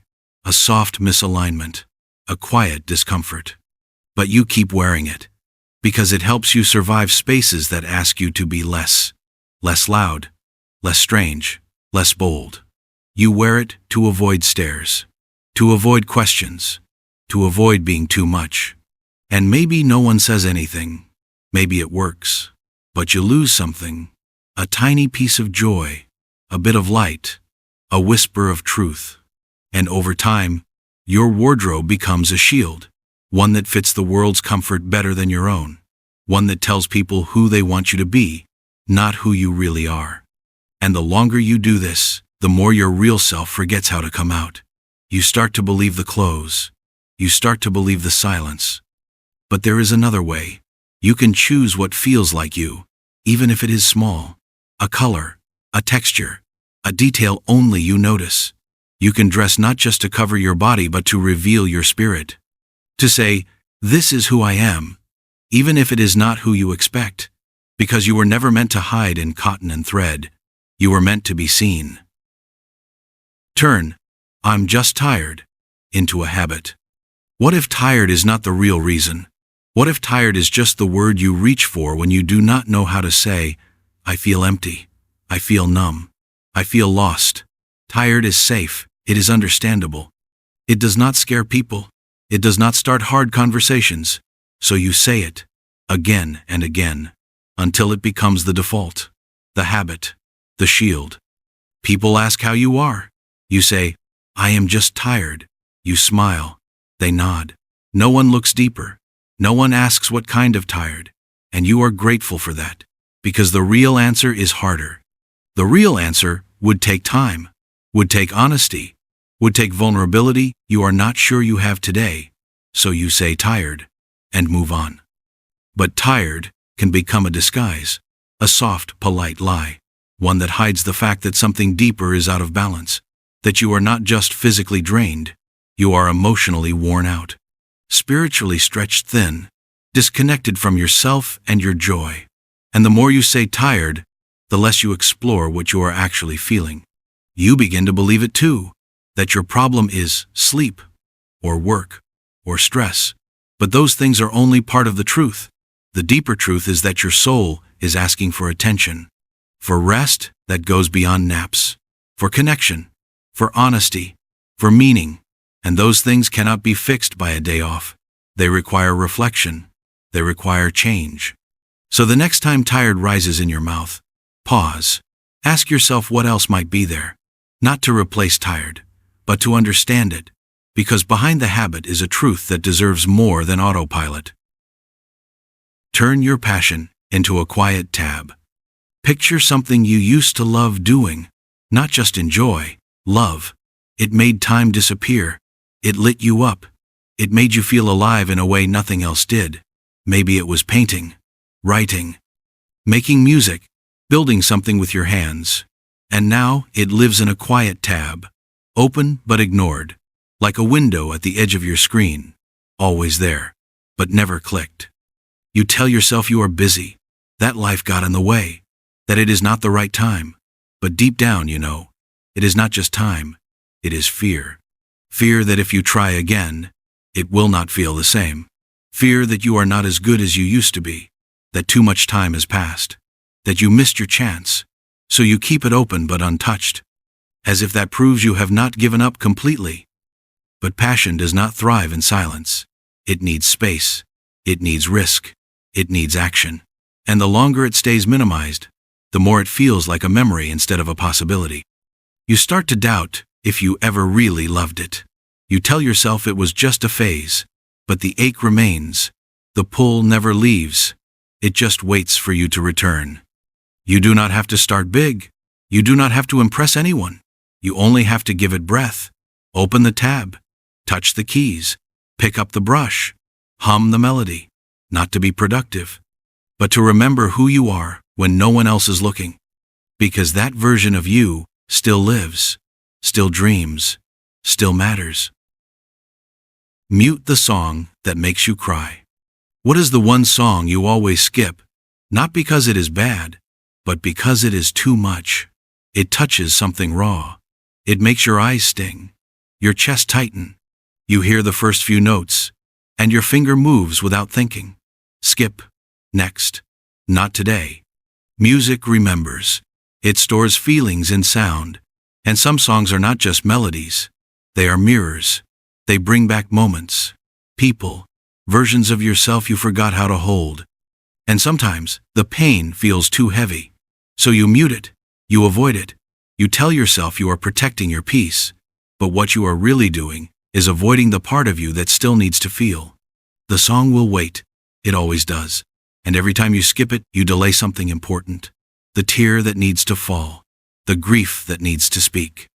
The beauty that needs to break you open just a little. Not to hurt you, but to remind you that you still have a heart. That you are still capable of depth. There is no rush, but there is a choice. To stay numb.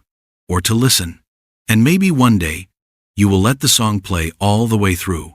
You will sit in the feeling. Let it wash over you. Let it hurt. Let it heal. Because the songs that make you cry are not the ones to fear. They are the ones that carry you back to yourself. Keep your weird offline. Picture a child dancing alone in their room. The door is closed. The music is loud. Their body moves without rhythm, without shape, without anyone to impress. Just joy. Pure, strange, beautiful joy. Now imagine that child grows up and starts checking the mirror before they move. They check the lighting. They check the angle. They check the comments before they even post. And slowly, that weirdness that once felt sacred becomes something to hide. You tell yourself it is harmless, that you are just being careful, that the internet is too harsh. So you keep your weird offline. You do not show the drawings that make no sense. You do not share the stories that feel too surreal. You do not laugh in your real laugh. You switch it to the one that fits the room. You become someone else, someone smoother, someone easier to explain. And you do it so well that even you begin to forget what made you different in the first place.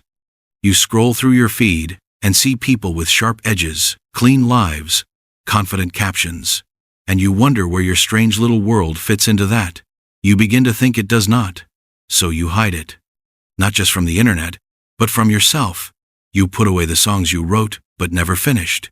You forget the characters you imagined in quiet car rides. You laugh at the parts of yourself that used to be magical, and the world keeps spinning, unaware of what you never shared. But deep inside, your weird still waits. It has not left. It just sleeps. It wants to come out, not for fame, not for followers, but to breathe, to be loved, not in secret but in daylight. You do not have to post it, but you do have to feel it. You have to let your weird stretch its legs again, because that part of you is not decoration. It is soul, and soul does not thrive behind curtains. It wants to dance again, even if no one is watching. Tell yourself, it's too late. Imagine waking up at the edge of a forest. There is a path. It is old, overgrown. You look down it and feel something stir in your chest. A memory, a wish, something you once wanted but left behind. You take one step, and then you hear it, that soft voice, the one inside your head. It says, it is too late, and your foot stops, not because the path is blocked, but because your belief is.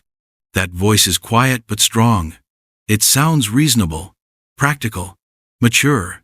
It tells you that the time has passed, that the door has closed, that dreams have deadlines and yours expired. So you turn back. You say maybe next life, and the path remains untouched. But what if that voice is lying? What if the only thing stopping you is the belief that you are too old, too tired, too far gone? Time is not a wall. It is a mirror.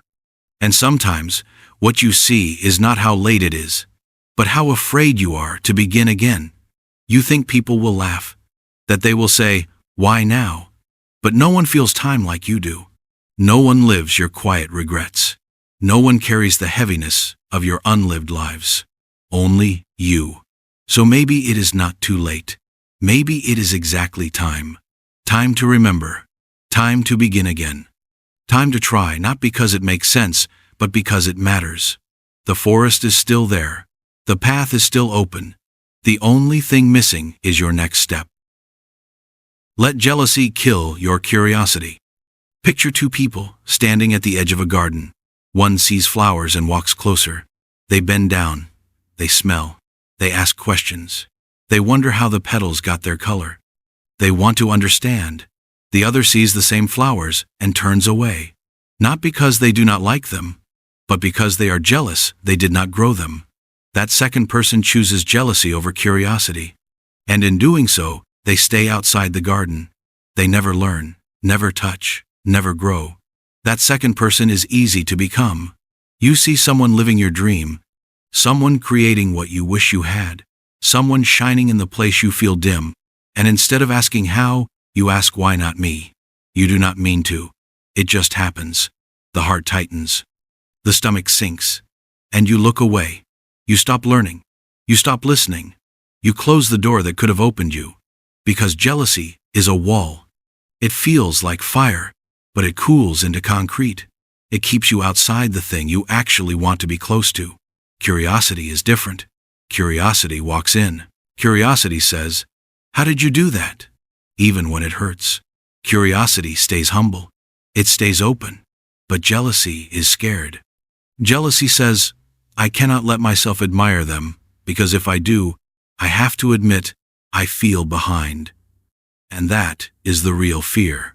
Feeling behind, feeling forgotten, feeling like your window has closed. But it hasn't. Not if you stay curious, not if you keep asking questions, not if you let other people's beauty inspire instead of injure. So when you feel the sting of jealousy, pause. Ask yourself, what do they know that I do not? And then listen. Walk closer. The garden is not closed. It never was. You just stopped walking toward it. Let fear become familiar.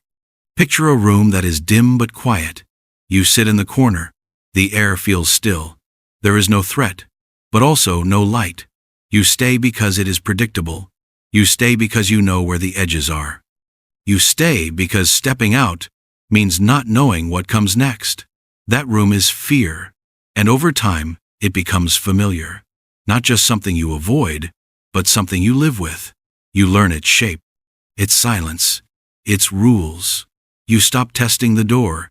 You stop asking for more, because the unknown feels bigger than the discomfort. You tell yourself it is fine.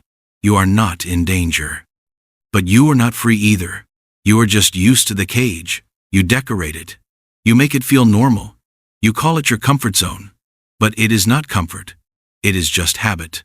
Fear, when lived with too long, starts to sound like reason. It tells you to wait, to stay safe, to not try. And because you have heard it so often, you believe it. But that voice is not wisdom. It is a loop. It is old data. It is a memory pretending to be guidance. And you are allowed to question it. You are allowed to wonder what would happen if you stepped outside. Not far, just one step. Fear will always be there. But it does not have to be the only voice in the room. You can bring others in. Courage, curiosity, hope. They do not speak as loudly. But they speak. And they wait for you to listen. That room you have called home might just be a waiting room. A place you stayed too long. You can get up. You can open the door. You can remember that familiar is not always right. And fear is not always truth. Let the algorithm rewrite you. Imagine holding a mirror that talks back. Every time you look into it, it suggests who you should be. It says this face gets more likes. This voice gets more shares. This version of you is easier to market. So, you adjust. Just a little. You tilt your head. You soften your words. You mimic the rhythm of what already works. And slowly, you become something that is seen, but no longer felt. You are not lying. You are just optimizing. You are not pretending. You are just fitting in. But each adjustment leaves a trace. And over time, your true self fades beneath the edits. The algorithm does not know your heart. It only knows engagement. It does not know your history. It only knows patterns. And if you follow it long enough, you stop creating from soul. You start creating from strategy. You replace meaning with momentum. But momentum does not always lead to truth. Sometimes it leads to burnout, to disconnection, to being loved for a version of you that you do not recognize. You check your screen and feel nothing. You get praise and feel hollow. Because what they love is not you. It is the reflection you built for them. And now, you wonder how to get back, how to be yourself again, when you are not sure who that is. The algorithm rewards attention, not authenticity. But you need more than attention. You need to feel alive, to feel seen, to feel like your voice still belongs to you. So maybe it is time to post less and feel more, to pause before sharing, to ask not, will they like this? But do I like this? The answer will guide you back to the you who created before she was watched, before he was filtered, before you cared what the mirror said. Act like you've moved on. Picture someone packing a suitcase, closing the door, walking away. From the outside, it looks like closure, like growth, like healing. But inside the suitcase are all the things they never unpacked, the memories they never faced, the anger they never named, the questions they never answered. They did not move on. They moved away. There is a difference. Acting like you are over something does not mean you are. Smiling does not mean you have healed. Silence does not mean peace. You perform strength because real grief is inconvenient. It takes time. It takes mess. And the world often does not wait for that. So you adapt. You say you are good. You laugh at the story. You tell yourself it is old news. But deep inside, you feel the echo when their name comes up, when a similar moment passes by, when a song hits you in the wrong place, and still you act. Because stopping to feel would mean unraveling, and you do not feel ready for that. But what if pretending is what is keeping you stuck? What if the act is the thing holding the wound open? Moving on is not about forgetting. It is about feeling fully, about letting the sadness have a voice, about saying, that hurt me, without rushing to fix it. Healing is not linear, and it does not always look strong. Sometimes it looks like crying in the dark. Sometimes it looks like admitting, I am still not okay. And that is not weakness. That is truth. So maybe stop pretending, even if just to yourself. Say it. I am not over it. I still care. I still hurt. Because you do not have to act. You just have to feel. The rest will follow. Pretend you're not hurt. Picture a person walking through a party with a deep cut on their arm. They laugh. They dance. They pour drinks. Everyone smiles at them. No one notices the blood, because the person covered it well. They covered it with charm, with jokes, with strength. But the wound is real, and it keeps bleeding. That person is you, or maybe someone you love. You act fine. You say you are fine. But something inside you aches. You were hurt. By someone. By something. And instead of tending to it, you hid it. Not because you wanted to lie, but because you were afraid. Afraid it would make people uncomfortable. Afraid they would not understand. Afraid it would make you look weak. So you smiled.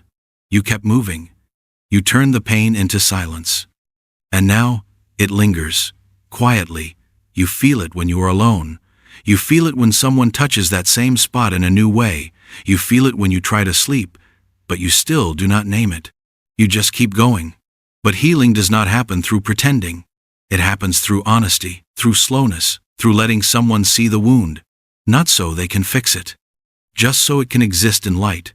Just so you can remember you are human. You are not supposed to be okay all the time. You are allowed to say, that hurt me. Even if no one else understands. Even if they say it was small. You know how deep it went. You know what it cost you. And naming it is not drama. It is truth. And truth is how healing begins. So stop pretending. Just for a moment. Let the pain speak. You do not have to explain it. Just let it breathe. That is where you start. Wait for someone else to start. What if you were at a doorway that only opens after someone else walks through it first? Imagine standing there, staring at the edge of a moment that could change your life, but only if someone else decides to move. The door is not locked, but it does not swing open until someone else reaches for the handle. So you wait. You wait with polite hope. You wait with quiet anxiety. You wait while telling yourself that maybe it is not your place to be first. Maybe someone else is better suited to lead. You start building reasons. You tell yourself it is safer this way, less risky, more respectful. But inside, you start to wilt, not because the moment passed, but because you handed the key to someone who never showed up. You begin to live in rooms where no one moves unless someone else moves first. In conversations, you wait for cues. In relationships, you wait for signs. In dreams, you wait for permission. And all the while, the version of you who was ready to begin quietly fades into someone who only ever reacts. Not because they lacked power, but because they gave it away before they ever tested its weight. Picture this: 1,000 doors in your life waiting for footsteps that were always meant to be yours. But your feet never touched the floor. They hovered in hesitation. They trembled in imagined rejection. And they stopped in deference to a ghost that never arrived. There is something heartbreaking about waiting to be allowed, about standing still while the world moves forward in crooked, chaotic beauty. The cost is invisible but heavy. You don't see it at first, not until you notice the years that look the same, the dreams that remain thoughts, the voice that still feels rehearsed. What if the truth was this, that starting is not a privilege earned through validation, but a rebellion against the silence you inherited? The first step does not require applause. It just needs a little noise from you. Enough to shake the dust off your stillness. Enough to remind you that doors do not ask for someone else's name before they let you through. And even if they did, it is only because you agreed they should. Stay in rooms that silence you. Imagine walking into a room where your favorite sound cannot exist. A place where laughter feels too loud. Where ideas shrink to match the temperature of the space. Where every time you speak, your words hit a wall of still faces. You feel it in your chest, the quiet pressure to adjust, to soften your edges, to make your truth smaller.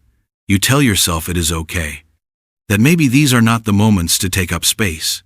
You start shrinking slowly, not all at once. You stop sharing the weird thoughts first.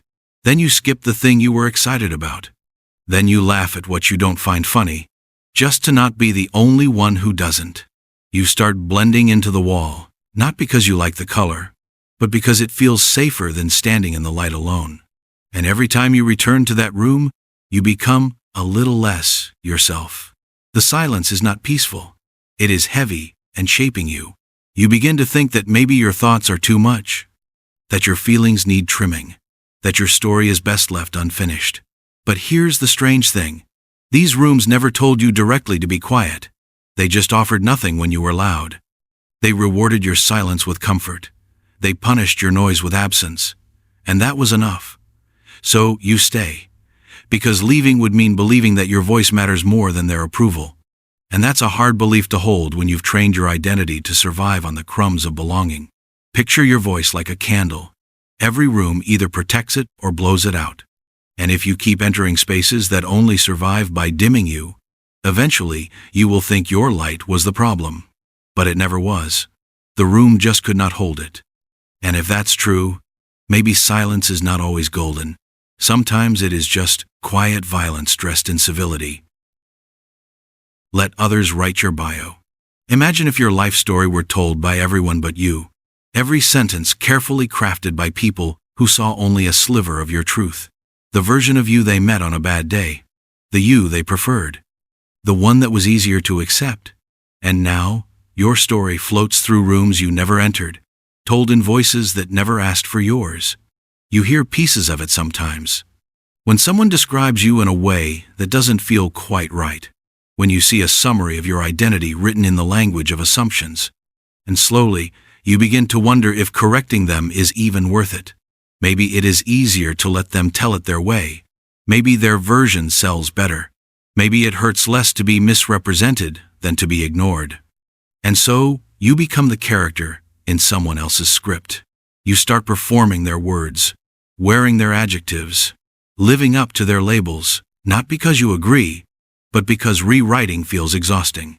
Especially when no one is listening. But what if you are the only one who ever had the pen? What if every time you let someone else write your story, you abandoned a page you were meant to shape with your own language? Picture a library, filled with books about you. Some are written in jealousy, others in misunderstanding, a few in love, but even those get it wrong sometimes. and only one has a cover that feels right. The one you never finished because you kept letting others write chapters while you stayed busy surviving. But maybe now is the time to pick up the pen, not to argue with their version, but to replace it with yours.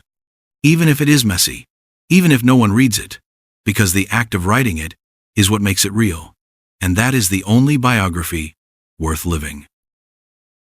Hide the parts you love from judgment. Picture a small box under your bed. Inside it are the songs that make you feel alive, the stories you never told, the hobbies that make you smile in secret, the words you whisper to yourself when no one is around. These are the pieces of you that feel most true, and yet they live in the dark. Not because they are wrong, but because the world has a habit of mocking what it does not understand. So you hide them. You share edited versions. You laugh at things you love before others can laugh at you. You shrink your passion until it is palatable, until it fits inside a sentence that ends with, "But it's just something small." And the strange part is how easy it becomes. How natural it feels to protect the rawest parts of you by never giving them air. But here's the trap. When you hide the things that make you feel alive, you also bury the parts that make you feel real. You become a version of yourself that fits the room but not your soul. And one day, someone asks you what you love, and you pause. Not because you have no answer, but because the answer lives too deep, covered in dust and wrapped in shame. What if the only reason your light feels too bright is because you have spent your life in rooms built for shadows? Maybe the answer is not to dim. Maybe it is to move, to lift the box, to sing the song, to write the line, even if your voice shakes, even if no one claps, because your love does not need approval to exist. It just needs you to stop hiding it. Let reactions be your mirror. What if every time someone frowned at you, you believed it meant something about your worth? Picture walking through a world where the expressions on other faces shape your reflection. Someone looks bored, and you assume you are uninteresting. Someone seems distant, and you decide you did something wrong. You become a mirror, but not for yourself. A mirror for their moods, their misunderstandings, their projections. And over time, your confidence becomes a fragile performance waiting for validation. You scan rooms like a radar, looking for clues that you are enough. And when you do not find them, you rewrite yourself. You make yourself funnier, quieter, smarter, smaller. Anything that might earn a nod. But the nod never lasts, because it was never yours to begin with. You gave your self-image to strangers and asked them to care for it gently. But they never signed up for that job, and their reactions were never about you. They were about their headaches, their memories, their insecurities, and yet you held them like truth. What if the face you see in their reaction is not your reflection, but theirs? What if your value is not found in how they respond, but in how you stay when they don't? Maybe the only true mirror is the one you build with your own eyes. One that does not change shape depending on who is watching. One that holds you kindly, not because others do, but because you finally chose to. Choose silence when you want to scream. What would happen if you said what you were actually feeling, not in a loud way, not with anger or noise, but just the truth? Imagine a moment where something inside you is pressing against your chest. The pressure builds. You feel the need to say something. Anything. But instead of letting it out, you hold it. You smile. You nod. You change the subject. You let the storm stay quiet inside you. It is easier that way. Or so it seems. Silence does not start arguments. It does not cause discomfort. It keeps things smooth, controlled. You tell yourself this is maturity, that this is strength. But what it really is distance. Every time you choose silence when your soul is screaming, you step 1 inch farther from yourself. And you get good at it, at holding things in, at swallowing pain before it can rise to the surface. You become the calm one, the one who never complains, the one who always makes it easier for everyone else. But inside, you are carrying words that never had a voice, feelings that never got to breathe, and slowly, that silence turns into weight. You feel tired, not just in your body, but in your heart, and you cannot explain it, because nothing big has happened. No one sees your struggle, but you feel it. that quiet ache that builds when you deny yourself the right to be real. You are not just holding back anger or sadness. You are holding back your truth. And truth does not like to be buried. One day, something small might break you open. A song, a question, a late night where everything feels too heavy, and the silence you have been holding for so long might spill out, not in a scream, but in a whisper, a trembling sentence, a simple truth like "I am not okay," or "I need more than this," and that will be the start, not of a breakdown, but of a return. A return to the version of you that speaks, that feels, that refuses to shrink anymore. Numb what makes you care. Picture something you once cared about deeply. It could be a cause, a dream, a person, something that used to light you up inside. But over time, it started to feel like too much. The weight of caring became heavy. It hurt. It left you feeling helpless. So you started to numb it. You told yourself it did not matter as much. You got busy. You moved on. But not because you stopped caring, because you could not handle what caring was doing to you. It is easy to numb these days. Distraction is everywhere. A scroll, a reply, a task. You push the feeling away for now, then for later, then forever. And little by little, you forget what it was like to care so deeply. You protect yourself. You keep things light. You stay on the surface. And it works. You do not feel as much pain, but you also stop feeling wonder. You stop feeling joy. You lose access to the part of yourself that gave life color. Caring is not weak. Feeling deeply is not a flaw. It is what keeps you human. It is what connects you. But when the world tells you that sensitivity is too much, you begin to believe it. You toughen up. You build walls. You laugh off what used to move you. And everyone around you claps. They say you have matured. That you are stronger now. But you know the truth. You are not stronger. You are just quieter inside. And not in a peaceful way. Because the part of you that cared still exists. It waits beneath the surface, hoping for space, for permission, for one moment when you will let the emotion rise again. And when that happens, it might overwhelm you at first. Like a flood. Like something returning after too long. But that flood is not the end. It is the beginning. The beginning of remembering what matters. Who you are. What you are capable of when you are fully alive. Trade boldness for likability. Picture a child bursting into a room, full of energy and ideas. They are loud. They are curious. They say what they think without hesitation. They wear what they want. They move with purpose. That child was you once. Before the world taught you to shrink, to soften your tone, to smile even when you disagreed, to be agreeable more than honest. You start to notice what gets rewarded. You see who gets liked, who gets invited back, and slowly, you learn to adjust. You become careful with your words. You ask fewer questions. You laugh at the right moments. You say yes when you want to say no. And people do like you more. But you begin to feel a little less like yourself. Because boldness is not just volume. It is presence. It is truth. It is the courage to be fully seen. And when you trade that for likability, you become a softer version of yourself. One that fits more rooms, but belongs to fewer of them. You forget how to disagree without guilt. You forget how to take up space without apologizing. You learn to perform the version of you that gets applause. And one day, someone says they admire how calm you are, how easy you are to be around. And you smile. But something inside you wonders if they would still feel that way if you were more honest. If you told them what you really thought. If you stopped nodding and started expressing. You wonder if your silence is what they actually love. But boldness does not mean being loud all the time. It means being true. Even when it risks rejection. Even when it invites discomfort. Because the people who truly belong in your life will not need you to perform. They will not require you to edit. They will celebrate the full version of you. The bold one. The honest one. The one who no longer shrinks to fit. Believe it's too late to be different. What if it is not too late? What if the voice telling you that your chance has passed is not truth, but fear in disguise? Imagine standing at a door. On the other side is a new version of you. one who speaks more clearly, one who moves differently, one who no longer lives by old rules. But the door stays shut, not because it is locked, but because you keep saying, "It is too late now."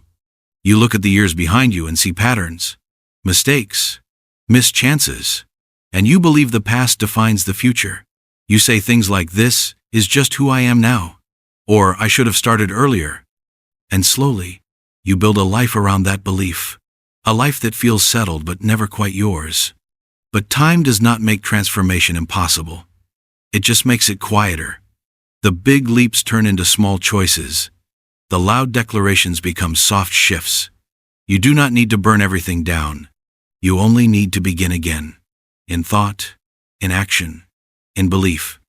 You are allowed to become someone new at any moment. Not because the old you was wrong, but because growth is a form of self-love. The kind that says, "I am not finished yet. I am still writing, still changing, still daring to believe that I am more than what I have been so far." And yes, it is scary. Starting over is always scary. But so is staying stuck in a life that no longer fits.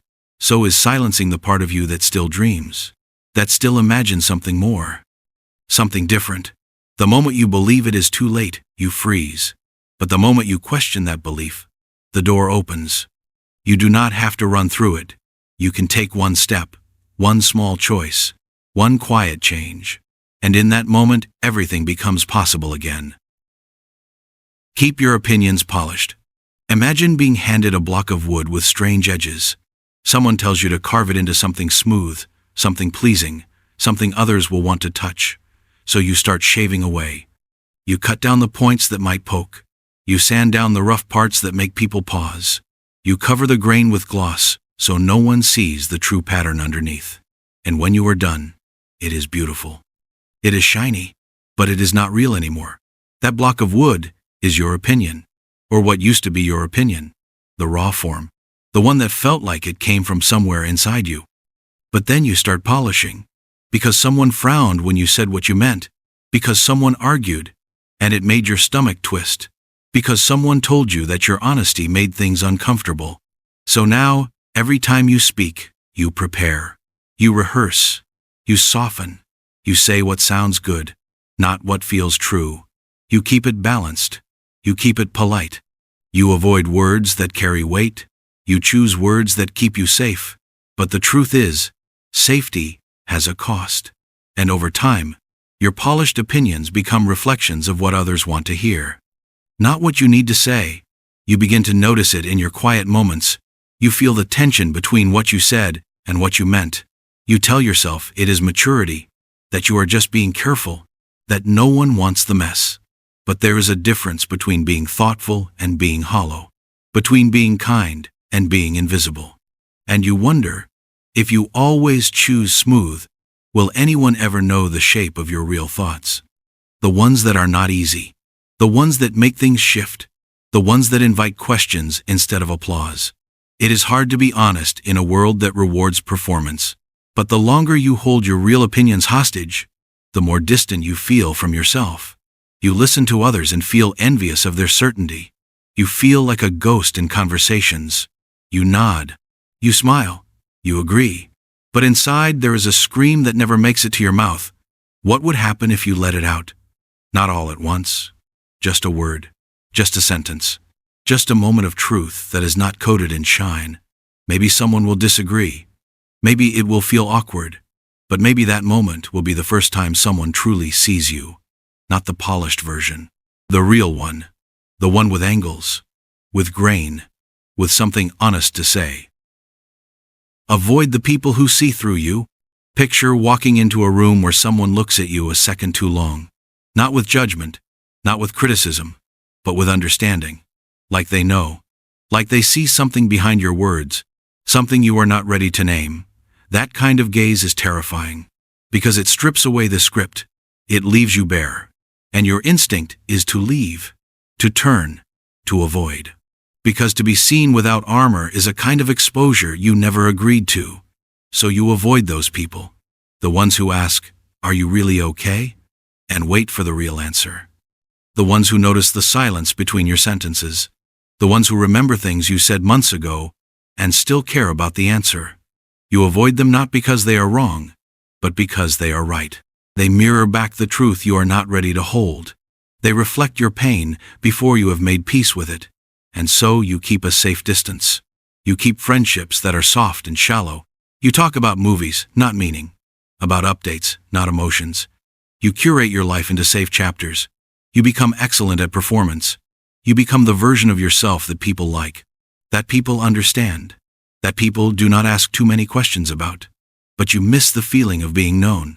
You ache for it, even as you run from it. You want someone to ask again, even when you lied the first time. You want someone to say, "I do not believe you," and hold your hand through the mess. But you also fear that, because to be known is to be vulnerable. It is to risk rejection without disguise. So you keep your walls. You make them look like boundaries. You make them sound like independence. But really they are just fear wearing clean clothes. So what would happen if you let one person see through? If you stayed in the room when the question got too real? If you said, "Yes, actually, I am not okay," the world would not end. You might cry. You might stutter. You might feel naked. But you would also feel something else. Relief. Connection. Light. The people who see through you are not your enemies. They are your mirror. Let them stay. Let trends replace your taste. Imagine walking through a marketplace where everyone shouts the same thing. This is what is in. This is what is cool. This is what everyone loves right now. You did not come here looking for anything in particular, but the noise makes you curious. You peek. You try. You buy. Not because it spoke to your soul, but because it was loud enough to make you feel like you should want it. That is what trends do. They speak louder than your own quiet cravings. They tell you what to like before you ask yourself what you love. You begin to swap your inner compass for outside signals. You stop asking what makes you feel alive. You just check what is going viral, what is being shared, what is winning. And slowly, your taste becomes a reflection of approval, not authenticity. You start dressing in colors you never liked. You start listening to music you do not feel. You laugh at jokes that do not land in your heart. You tell yourself you are evolving. But sometimes, you are just blending. You are just trading identity for inclusion. And it happens so quietly, you do not notice the moment it changes. The moment your favorite thing becomes someone else's favorite thing that you adopted out of fear. Fear of being different. Fear of being behind. Fear of being forgotten. But taste is not a costume. It is a fingerprint. And when you let go of your real preferences, you start losing your edges. You become smooth, generic, acceptable, but also forgettable. Your real taste is what made you vivid. It is what made you strange in the best way. You did not need to justify why you liked the thing you liked. It just felt right. But now, you need permission. You need proof that it is popular, that it is approved, that it will not make you look odd. But what if odd is where your soul breathes? What if the exact thing you feel ashamed of loving is the thing that makes someone feel less alone? You were never meant to be a copy. You were meant to be a light, a specific one. So maybe today, ignore the trending page. Ignore the numbers. Go back to what you loved before the world taught you what to want. That is where your real taste lives. Still waiting, still true. Speak in memes so you don't have to explain. Picture a conversation where no one finishes a sentence. Just images, just phrases, just pieces of feelings wrapped in shared language. Someone says something deep, and you respond with a meme. It is funny, it connects, but something feels missing, like there was a moment to be real, and it passed, because the meme was easier. It said something without making you say it. And you tell yourself that it is communication, that it counts, that it is enough. But deep down, you wonder if you are slowly forgetting how to speak without shields. You start using memes like a mask. Not for fun, for safety. You say same instead of I am struggling. You say mood instead of this hurts. You say lol when you want to cry. Because explaining is work. Explaining is risk.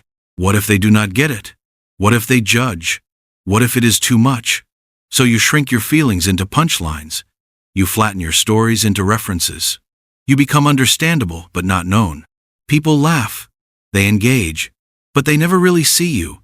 And after a while, you do not know how to offer anything else. Your feelings become templates. Your responses become pre-made. And your voice gets quieter beneath the noise. It is not that memes are bad. They are connection. But they are not a replacement for your truth. They are not enough to hold the weight of your real story. And if you always speak through them, you start forgetting what your own words sound like. What it feels like to say, I am hurting, or I am proud, or I need help. So maybe next time when you feel the urge to reply with a meme, pause. Ask yourself, what do I actually want to say? What is the sentence I am afraid to speak? Say it, even if it is clumsy, even if it is slow, even if it is too honest for the room, because someone might hear it and feel seen, not just entertained, but understood. Replace thought with reaction. Picture a lake that used to be still. You could sit beside it and see your own reflection. You could think there. You could feel there. But now, every second, someone throws a stone. The water never rests. It moves. It splashes. It forgets what silence felt like. That lake is your mind. Or what it used to be. Before the noise. Before the scroll. Before everything became a headline and a comment section. Now, you do not think. You react. You do not wonder. You answer. Immediately. Loudly. Publicly. Because waiting feels like weakness. Pausing feels like losing. Everyone is racing to respond. To declare. To belong. And you join in. Not because you always know. But because you are scared to be the one who does not. Scared to be the one who waits. Scared to be the one who reflects instead of replies. But real thought is not reactive. It is slow. It is quiet. It takes effort.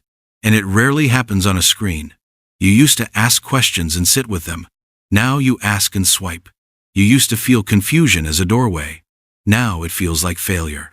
You used to read between the lines. Now you settle for the loudest one. And slowly, your inner world gets dimmer. Not dead, just covered.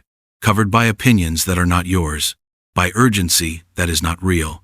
By a constant hum that tells you faster is smarter. But faster is not wiser. And you feel it. You miss the slowness. You miss the deep breath before a decision. You miss the old version of you that used to think for yourself. You are still in there. The lake is still underneath the ripples. You just have to stop throwing stones. Just for a while. Let your thoughts come back. Let your own voice become louder than the ones outside you. It will not happen in a scroll. It will happen in stillness, in silence, in slowness. That is where you will find yourself again. Agree first, regret later. Imagine being in a conversation where someone asks you something that makes you pause. It is not quite what you believe, not quite what you feel. But before your truth has time to rise, you nod. You agree. Just to keep the peace.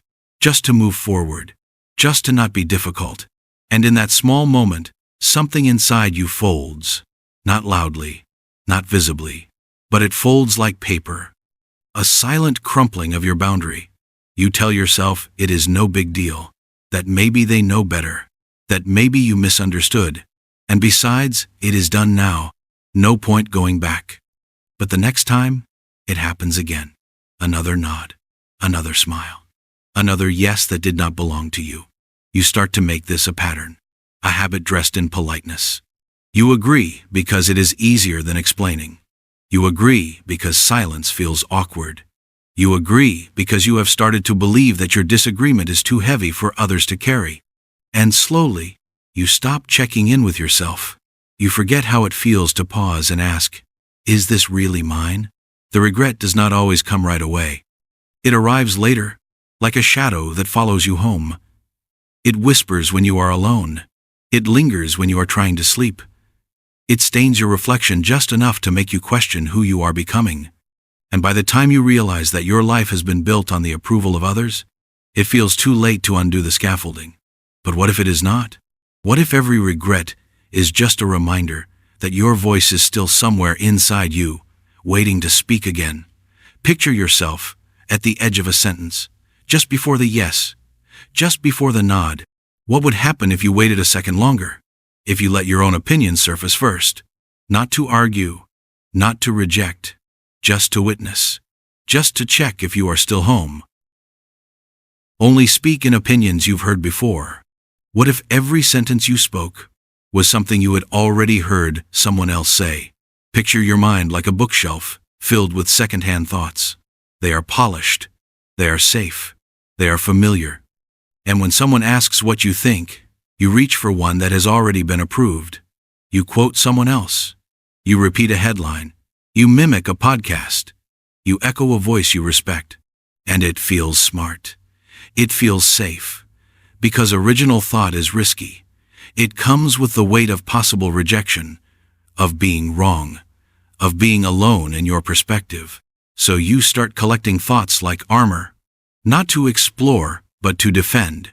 You speak only when you are sure your words cannot be picked apart. You wait until someone else says it first. Then you nod. Then you agree. And in time, your mind becomes an echo chamber. Not because you lack intelligence, but because you are afraid of the silence that follows authenticity. There is something quietly terrifying about saying something new. It is raw. It is vulnerable. It does not come with a citation. But maybe that is where truth lives.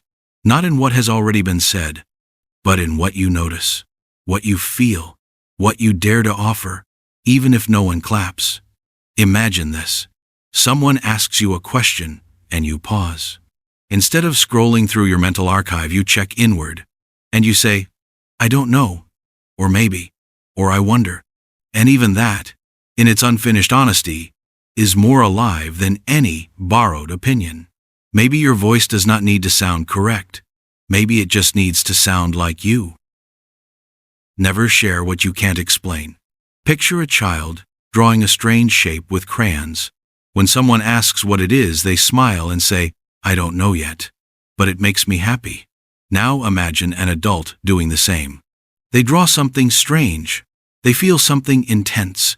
But when someone asks, they hesitate. If they cannot explain it, they do not share it. Because we have been taught that only what can be explained has value. If it cannot be broken into logic, it is not useful. If it cannot be defended, it is not worth saying. So we hide our art. We edit our wonder. We delete the things that do not come with a caption. You feel a deep joy but say nothing because you cannot justify it. You feel a strange sadness and hide it because you cannot trace its roots.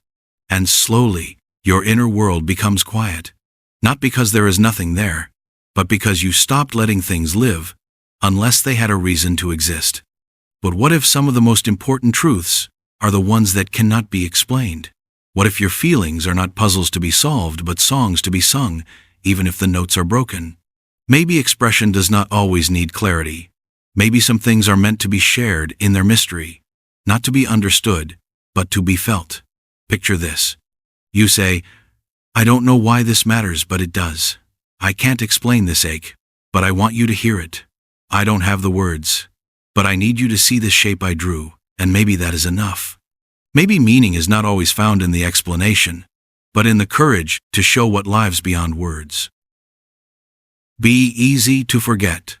Imagine walking through a room, touching everything gently so nothing ever remembers you were there. Your voice stays low, your opinion soft. You laugh just enough to be polite. You agree just enough to be liked. And when you leave, no one remembers much. Maybe your name, maybe your face, but not your essence, not your weight, not your color. You trained yourself to be easy. Easy to talk to, easy to be around, easy to forget. Because being unforgettable came with risk. It meant being loud, being wrong, being different. And you had already learned that different often meant alone. So you became smooth, rounded your edges, made yourself convenient. And now, when someone forgets you, you do not even feel surprised. You tell yourself it is okay, that you did not want attention anyway. But the truth aches. Because deep inside, you wanted to matter. You wanted someone to feel your absence, to miss your strange thoughts, to remember the shape of your voice. But you traded that for safety. And now the silence feels less like peace and more like erasure. What if you could start again? What if you could walk into a room and let one piece of yourself stay there, not to perform, not to impress, just to exist with full texture? Maybe being unforgettable is not about being loud. Maybe it is about being real, about saying the thing that only you could say, about laughing the way only you can laugh. Picture a trail of moments where you left something behind that was truly yours. A thought, a glance, a presence. And maybe that is how you become someone they remember. Not because you were perfect, but because you were true. Say what sounds smart, not what's true.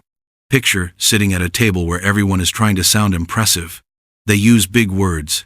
They speak with confidence. They quote experts. And you feel the pressure rising in your chest. You want to say something that fits, something that makes you look intelligent.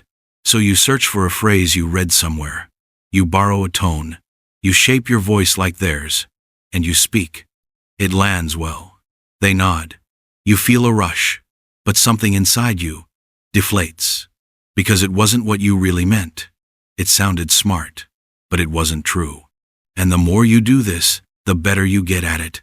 You become fluent in performance, skilled in mimicry. You learn how to impress without ever revealing yourself. But late at night you replay your words and wonder what it would have felt like to just speak from the gut, to say something messy, something uncertain, something yours. But you are afraid. Afraid that truth will sound too small, that honesty will seem unsophisticated, that simplicity will be mistaken for ignorance. But maybe the smartest words are the ones that hold truth without hiding it. Maybe it is not intelligence that moves people. Maybe it is clarity. Imagine this. You are in that same room, the same table, but this time you speak the truth even if it feels plain. You say, I don't know everything, but here's what I feel. Here's what I've seen. Here's what I believe. And they may not all nod, but the right ones will. And more importantly, you will nod to yourself. Because truth does not echo in applause. It echoes in alignment. And when your voice matches your core, you do not need to sound smart. You just need to sound real. Only love what's safe. Imagine if everything you ever loved came with a guarantee. No risk, no rejection, no chance of failure. Would you still love it? Or would it lose something without that edge of uncertainty? Most people do not realize they have learned to love only what feels safe. Not what stirs them, not what challenges them, just what stays quiet and certain. You start small. You like the things everyone else likes. You stay close to what you understand. You avoid the people who see too deeply.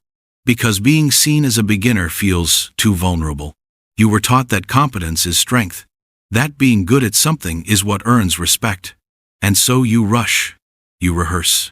You avoid the learning stage like it is a shameful secret. But in doing that, you miss something essential. The honesty of starting. The courage it takes to be bad at something before you get better. There is beauty in the early steps, in the unpolished effort, in the open admission that you are still figuring it out. And when you hide that, you rob others of seeing the process, of seeing what it looks like to try, to fail, to grow. You do not need to be impressive. You do not need to be perfect. You only need to be willing. Willing to look new. Willing to ask questions. Willing to make mistakes. That willingness is what makes you unstoppable. Because once you stop hiding your learning, you stop fearing it. And that is when everything starts to open. Mistake silence for peace. Imagine sitting in a room with someone you love. The clock ticks. The air feels still. No one is yelling. No one is crying. No one is arguing.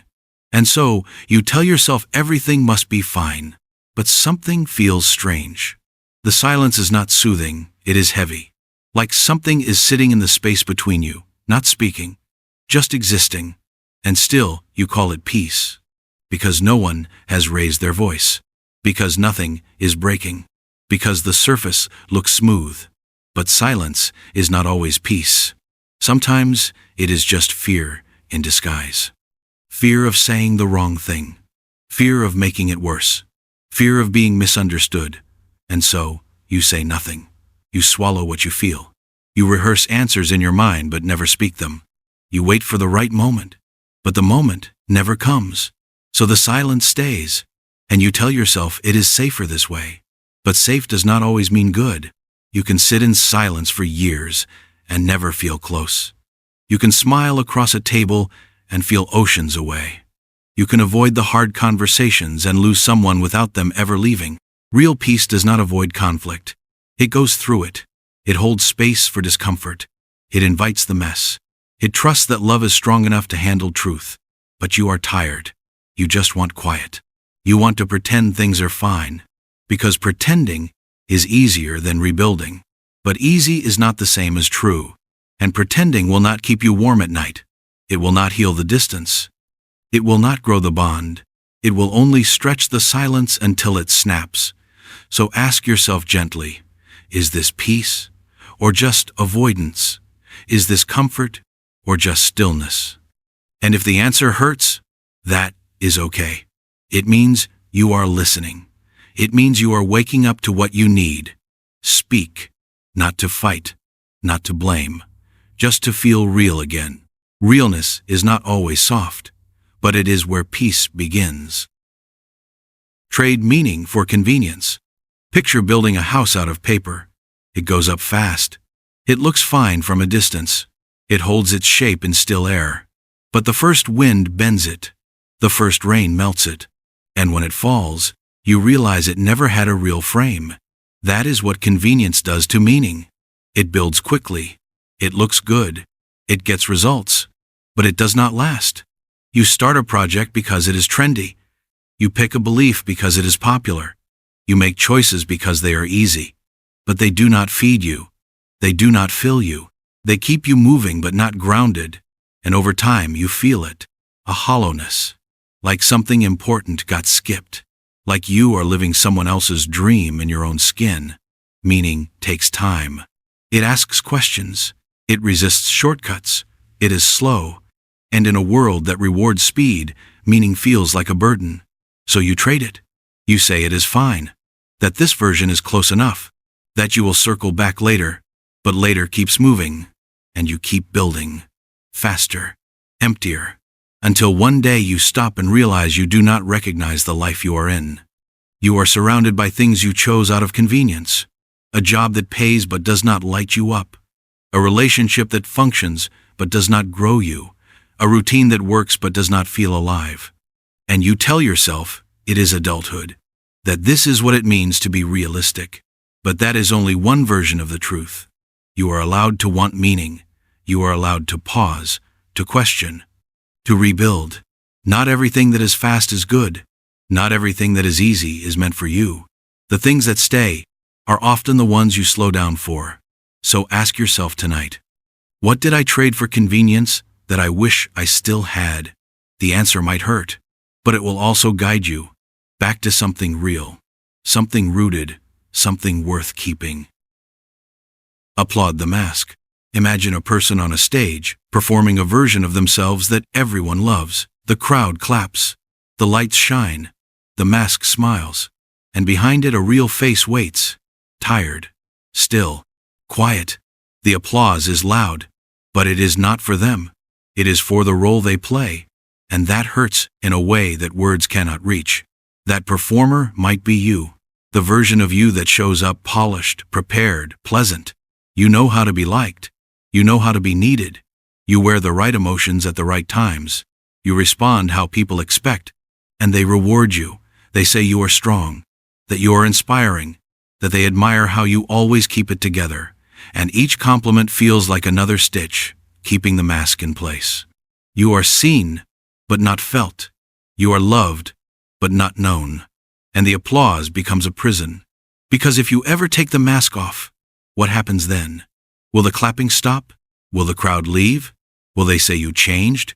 You worry the real you is not enough. Or worse, too much. So you stay in costume. And some days, it works. Some days, the performance almost feels real. But then you get home, alone. And the silence hits harder than it should. You want someone to say, you can rest now. Not because you are weak, but because you are tired of being strong. You want someone to see your face without the lights, without the filter, without the need to impress. but you are scared. Because when people love the mask, you start believing they would not love what is underneath. But you are wrong. There are people who would love you even more in your softness, even more in your mess, even more in your silence. But they cannot reach you through the mask. You have to let them see you. Not the perfect version, the true one. And maybe the applause will fade. Maybe the stage will quiet. But what comes next is real. And real is what you have always needed. Smile through the misunderstanding. Picture someone telling a story, and halfway through, they realize the listener is not hearing it right. They twisted a word, missed a point, changed the meaning. But instead of correcting them, the storyteller smiles. They nod. They let it go. Because explaining feels harder than hiding. That is how it starts. You smile through it. The moment someone misunderstands you, the second they take your softness as weakness, your silence as ignorance, your passion as too much, you feel it in your chest. That small twist, that desire to say, that is not what I meant. But you do not. You tell yourself it is not worth it, that keeping the peace is more important than being known. And over time, the misunderstandings pile up. People start building a version of you that does not match the one you know. They say things about you that almost fit, close enough to accept, far enough to feel wrong. But you keep nodding. You keep smiling. Because correcting feels selfish. Because being misunderstood feels safer than being rejected. But deep down, you ache to be seen clearly. You want someone to say, "Tell me again. I want to get it right." You want the kind of connection that makes space for second tries, for clumsy words, for unfinished thoughts. But that kind of space only opens when you stop hiding, when you stop smiling through the wrong version of you. When you say, "Actually, that is not what I meant." It might feel awkward. It might create tension. But it also creates truth. And truth is the only thing that can hold real intimacy. You deserve to be understood. Not just accepted, not just tolerated. Truly known. So the next time someone misunderstands, pause.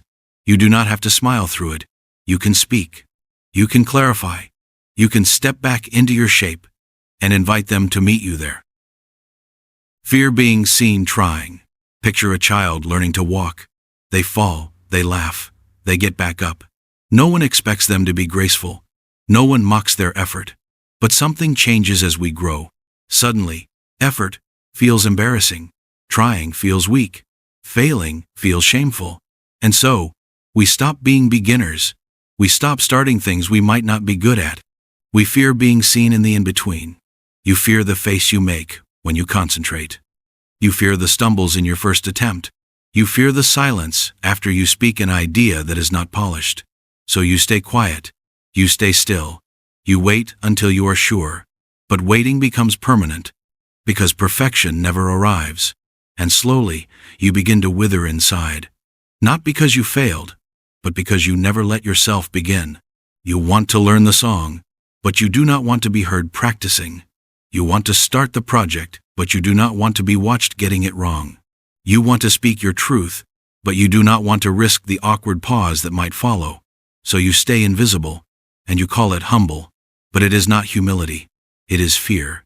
Fear wearing politeness. Fear dressed as patience. But underneath is a voice saying, "Please, let me try." Trying is not weakness. It is the beginning of everything. Of growth, of connection, of purpose. You were not born to be perfect. You were born to be real, to learn, to stumble, to surprise yourself. The people who matter do not laugh at your effort. They cheer for your courage. And the ones who mock, they forgot what it feels like to start. Do not let them silence the beginner in you. Let them see you try. Let them see your effort. That is where your life begins again. Let trends water you down. Picture standing in a field where it rains only when others say it should. Every time someone new speaks, the sky changes. Every opinion is a shift in the wind. And instead of planting roots, you turn yourself into a sponge, soaking in what is popular, absorbing what is safe. You watch what others wear. You copy how they speak. You try on beliefs like outfits, changing each time the room changes. And it works. You blend in. You are never too loud, never too strange, never too risky. But slowly, you start to feel thin. Not in your body, but in your being. Like you are made of paper that has been wet too many times. Your edges are soft now. Your colors have faded. And though you look acceptable, you no longer feel real. Trends were never made to feed you.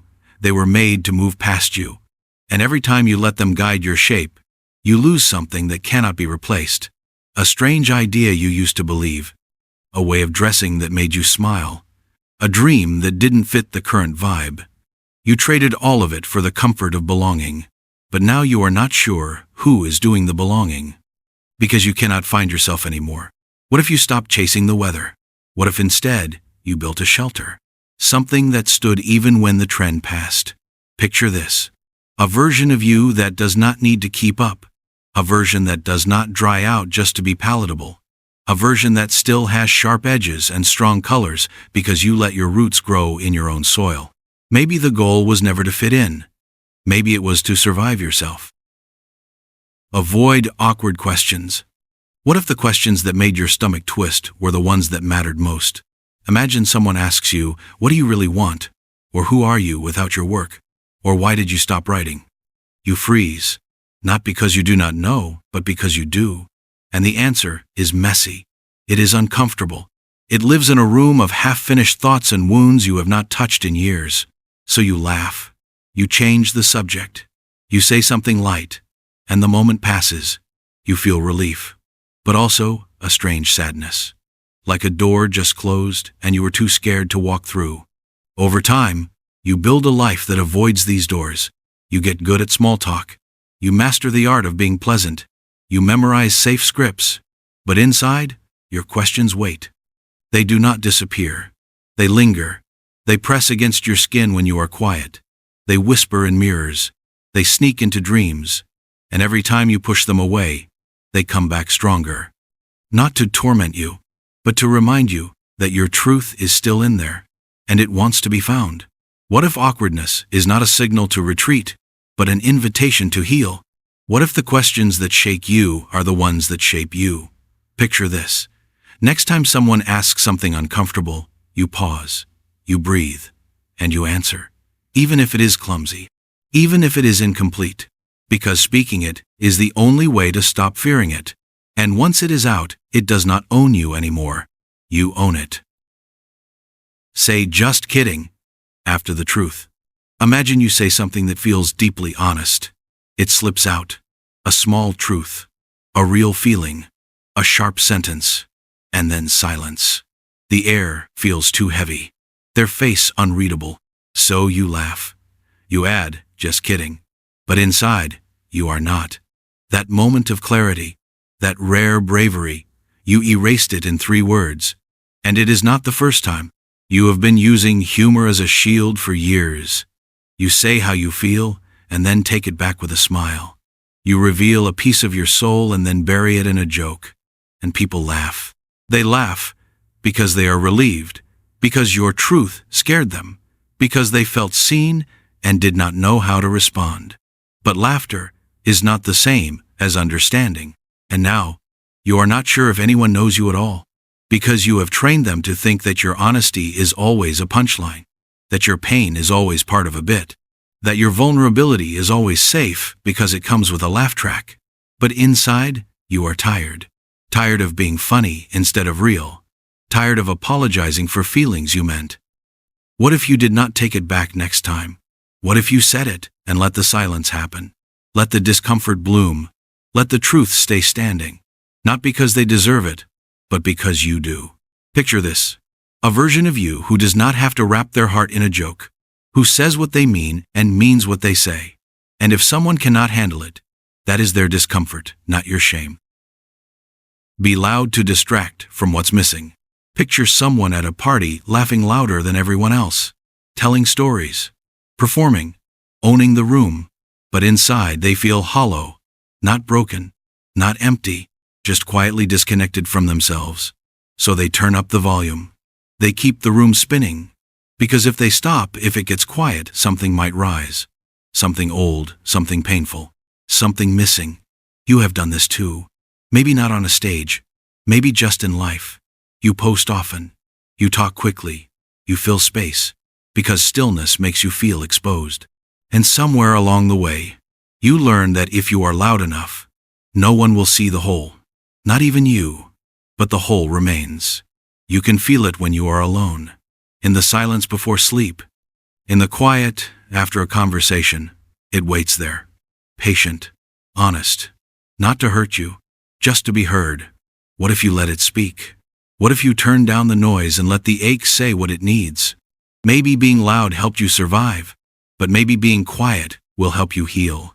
Picture sitting in a room with no performance, just presence, just breath. And in that silence, something sacred returns. The part of you that does not need to be seen to feel worthy. The part of you that can sit with what is missing and not run from it. Because facing it is not weakness. It is how you find what is truly yours. Call it just a phase, until it dies. What if the thing you loved was small and strange, and did not fit your future? Imagine you had a dream that made you feel alive, but you were afraid it made you look foolish. So you called it a phase. You said, "I used to like that. I was just experimenting. It was just a passing interest." But you were lying. It was real. It mattered. But naming it that way made it easier to let go. And now, you use that phrase like a broom, sweeping away the parts of yourself that do not fit the image you are building. You called your joy a phase. You called your art a phase. You called your curiosity a phase. And slowly you trained yourself to believe that nothing could be real unless it lasted forever. But maybe the truth is, some things do not need to last to matter. Maybe that phase was you. The raw you, the honest you. The version of you who had not yet learned to shrink. What if calling it a phase was just a way to kill it without guilt? What if it never had to die at all? Picture this. You look back at something you once loved, and instead of laughing or dismissing it, you say, "Thank you. Thank you for showing me who I was before I cared how it looked." Maybe it was not a phase. Maybe it was a window. And maybe you still have time to open it again. Be cool instead of honest.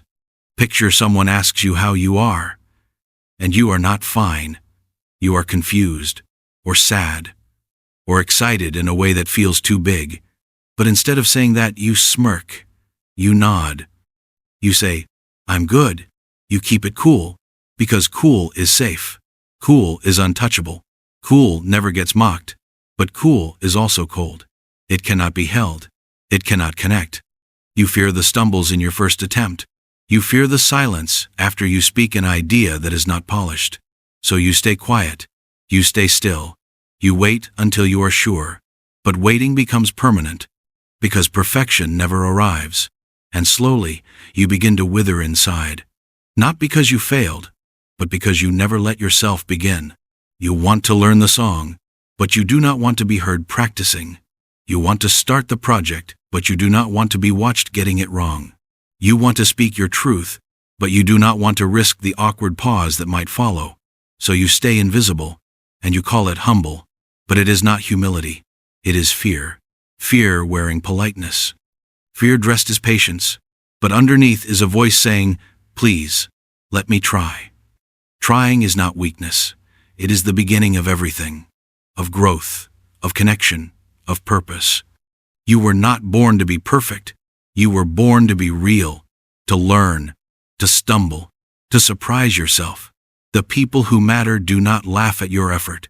They cheer for your courage. And the ones who mock, they forgot what it feels like to start. Do not let them silence the beginner in you. Let them see you try. Let them see your effort. That is where your life begins again. Let trends water you down. Picture standing in a field where it rains only when others say it should. Every time someone new speaks, the sky changes. Every opinion is a shift in the wind. And instead of planting roots, you turn yourself into a sponge, soaking in what is popular, absorbing what is safe. You watch what others wear. You copy how they speak. You try on beliefs like outfits, changing each time the room changes. And it works. You blend in. You are never too loud. Never too strange, never too risky, but slowly, you start to feel thin. Not in your body, but in your being. Like you are made of paper that has been wet too many times. Your edges are soft now. Your colors have faded. And though you look acceptable, you no longer feel real. Trends were never made to feed you. They were made to move past you. And every time you let them guide your shape, you lose something that cannot be replaced. A strange idea you used to believe. A way of dressing that made you smile. A dream that didn't fit the current vibe. You traded all of it for the comfort of belonging. But now you are not sure who is doing the belonging. Because you cannot find yourself anymore. What if you stopped chasing the weather? What if instead you built a shelter? Something that stood even when the trend passed. Picture this. A version of you that does not need to keep up. A version that does not dry out just to be palatable. A version that still has sharp edges and strong colors because you let your roots grow in your own soil. Maybe the goal was never to fit in. Maybe it was to survive yourself. Avoid awkward questions. What if the questions that made your stomach twist were the ones that mattered most? Imagine someone asks you, what do you really want? Or who are you without your work? Or why did you stop writing? You freeze. Not because you do not know, but because you do. And the answer is messy. It is uncomfortable. It lives in a room of half-finished thoughts and wounds you have not touched in years. So you laugh. You change the subject. You say something light. And the moment passes. You feel relief. But also a strange sadness. Like a door just closed and you were too scared to walk through. Over time, you build a life that avoids these doors. You get good at small talk. You master the art of being pleasant. You memorize safe scripts. But inside, your questions wait. They do not disappear. They linger. They press against your skin when you are quiet. They whisper in mirrors. They sneak into dreams. And every time you push them away, they come back stronger. Not to torment you, but to remind you that your truth is still in there, and it wants to be found. What if awkwardness is not a signal to retreat, but an invitation to heal? What if the questions that shake you are the ones that shape you? Picture this. Next time someone asks something uncomfortable, you pause, you breathe, and you answer. Even if it is clumsy, even if it is incomplete, because speaking it is the only way to stop fearing it. And once it is out, it does not own you anymore. You own it. Say just kidding after the truth. Imagine you say something that feels deeply honest. It slips out. A small truth. A real feeling. A sharp sentence. And then silence. The air feels too heavy. Their face unreadable. So you laugh. You add, just kidding. But inside, you are not. That moment of clarity, that rare bravery, you erased it in 3 words. And it is not the first time. You have been using humor as a shield for years. You say how you feel, and then take it back with a smile. You reveal a piece of your soul and then bury it in a joke. And people laugh. They laugh because they are relieved, because your truth scared them, because they felt seen and did not know how to respond. But laughter is not the same as understanding. And now, you are not sure if anyone knows you at all, because you have trained them to think that your honesty is always a punchline, that your pain is always part of a bit, that your vulnerability is always safe because it comes with a laugh track. But inside, you are tired. Tired of being funny instead of real. Tired of apologizing for feelings you meant. What if you did not take it back next time? What if you said it and let the silence happen? Let the discomfort bloom. Let the truth stay standing. Not because they deserve it, but because you do. Picture this. A version of you who does not have to wrap their heart in a joke. Who says what they mean and means what they say. And if someone cannot handle it, that is their discomfort, not your shame. Be loud to distract from what's missing. Picture someone at a party laughing louder than everyone else. Telling stories. Performing. Owning the room. But inside they feel hollow. Not broken. Not empty. Just quietly disconnected from themselves. So they turn up the volume. They keep the room spinning. Because if they stop, if it gets quiet, something might rise. Something old, something painful, something missing. You have done this too. Maybe not on a stage, Maybe just in life. You post often. You talk quickly. You fill space. Because stillness makes you feel exposed. And somewhere along the way, you learn that if you are loud enough, no one will see the hole. Not even you. But the hole remains. You can feel it when you are alone. In the silence before sleep. In the quiet after a conversation. It waits there. Patient. Honest. Not to hurt you. Just to be heard. What if you let it speak? What if you turn down the noise and let the ache say what it needs? Maybe being loud helped you survive. But maybe being quiet will help you heal. Picture sitting in a room with no performance.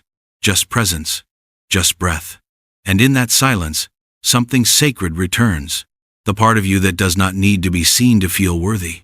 The part of you that can sit with what is missing and not run from it. Because facing it is not weakness. It is how you find what is truly yours. Call it just a phase until it dies. What if the thing you loved was small and strange and did not fit your future? Imagine you had a dream that made you feel alive, but you were afraid it made you look foolish. So you called it a phase. You said, "I used to like that. I was just experimenting. It was just a passing interest." But you were lying. It was real. It mattered. But naming it that way made it easier to let go. And now, you use that phrase like a broom, sweeping away the parts of yourself that do not fit the image you are building. You called your joy a phase. You called your art a phase. You called your curiosity a phase. And slowly you trained yourself to believe that nothing could be real unless it lasted forever. But maybe the truth is, some things do not need to last to matter. Maybe that phase was you. The raw you, the honest you. The version of you who had not yet learned to shrink. What if calling it a phase was just a way to kill it without guilt? What if it never had to die at all?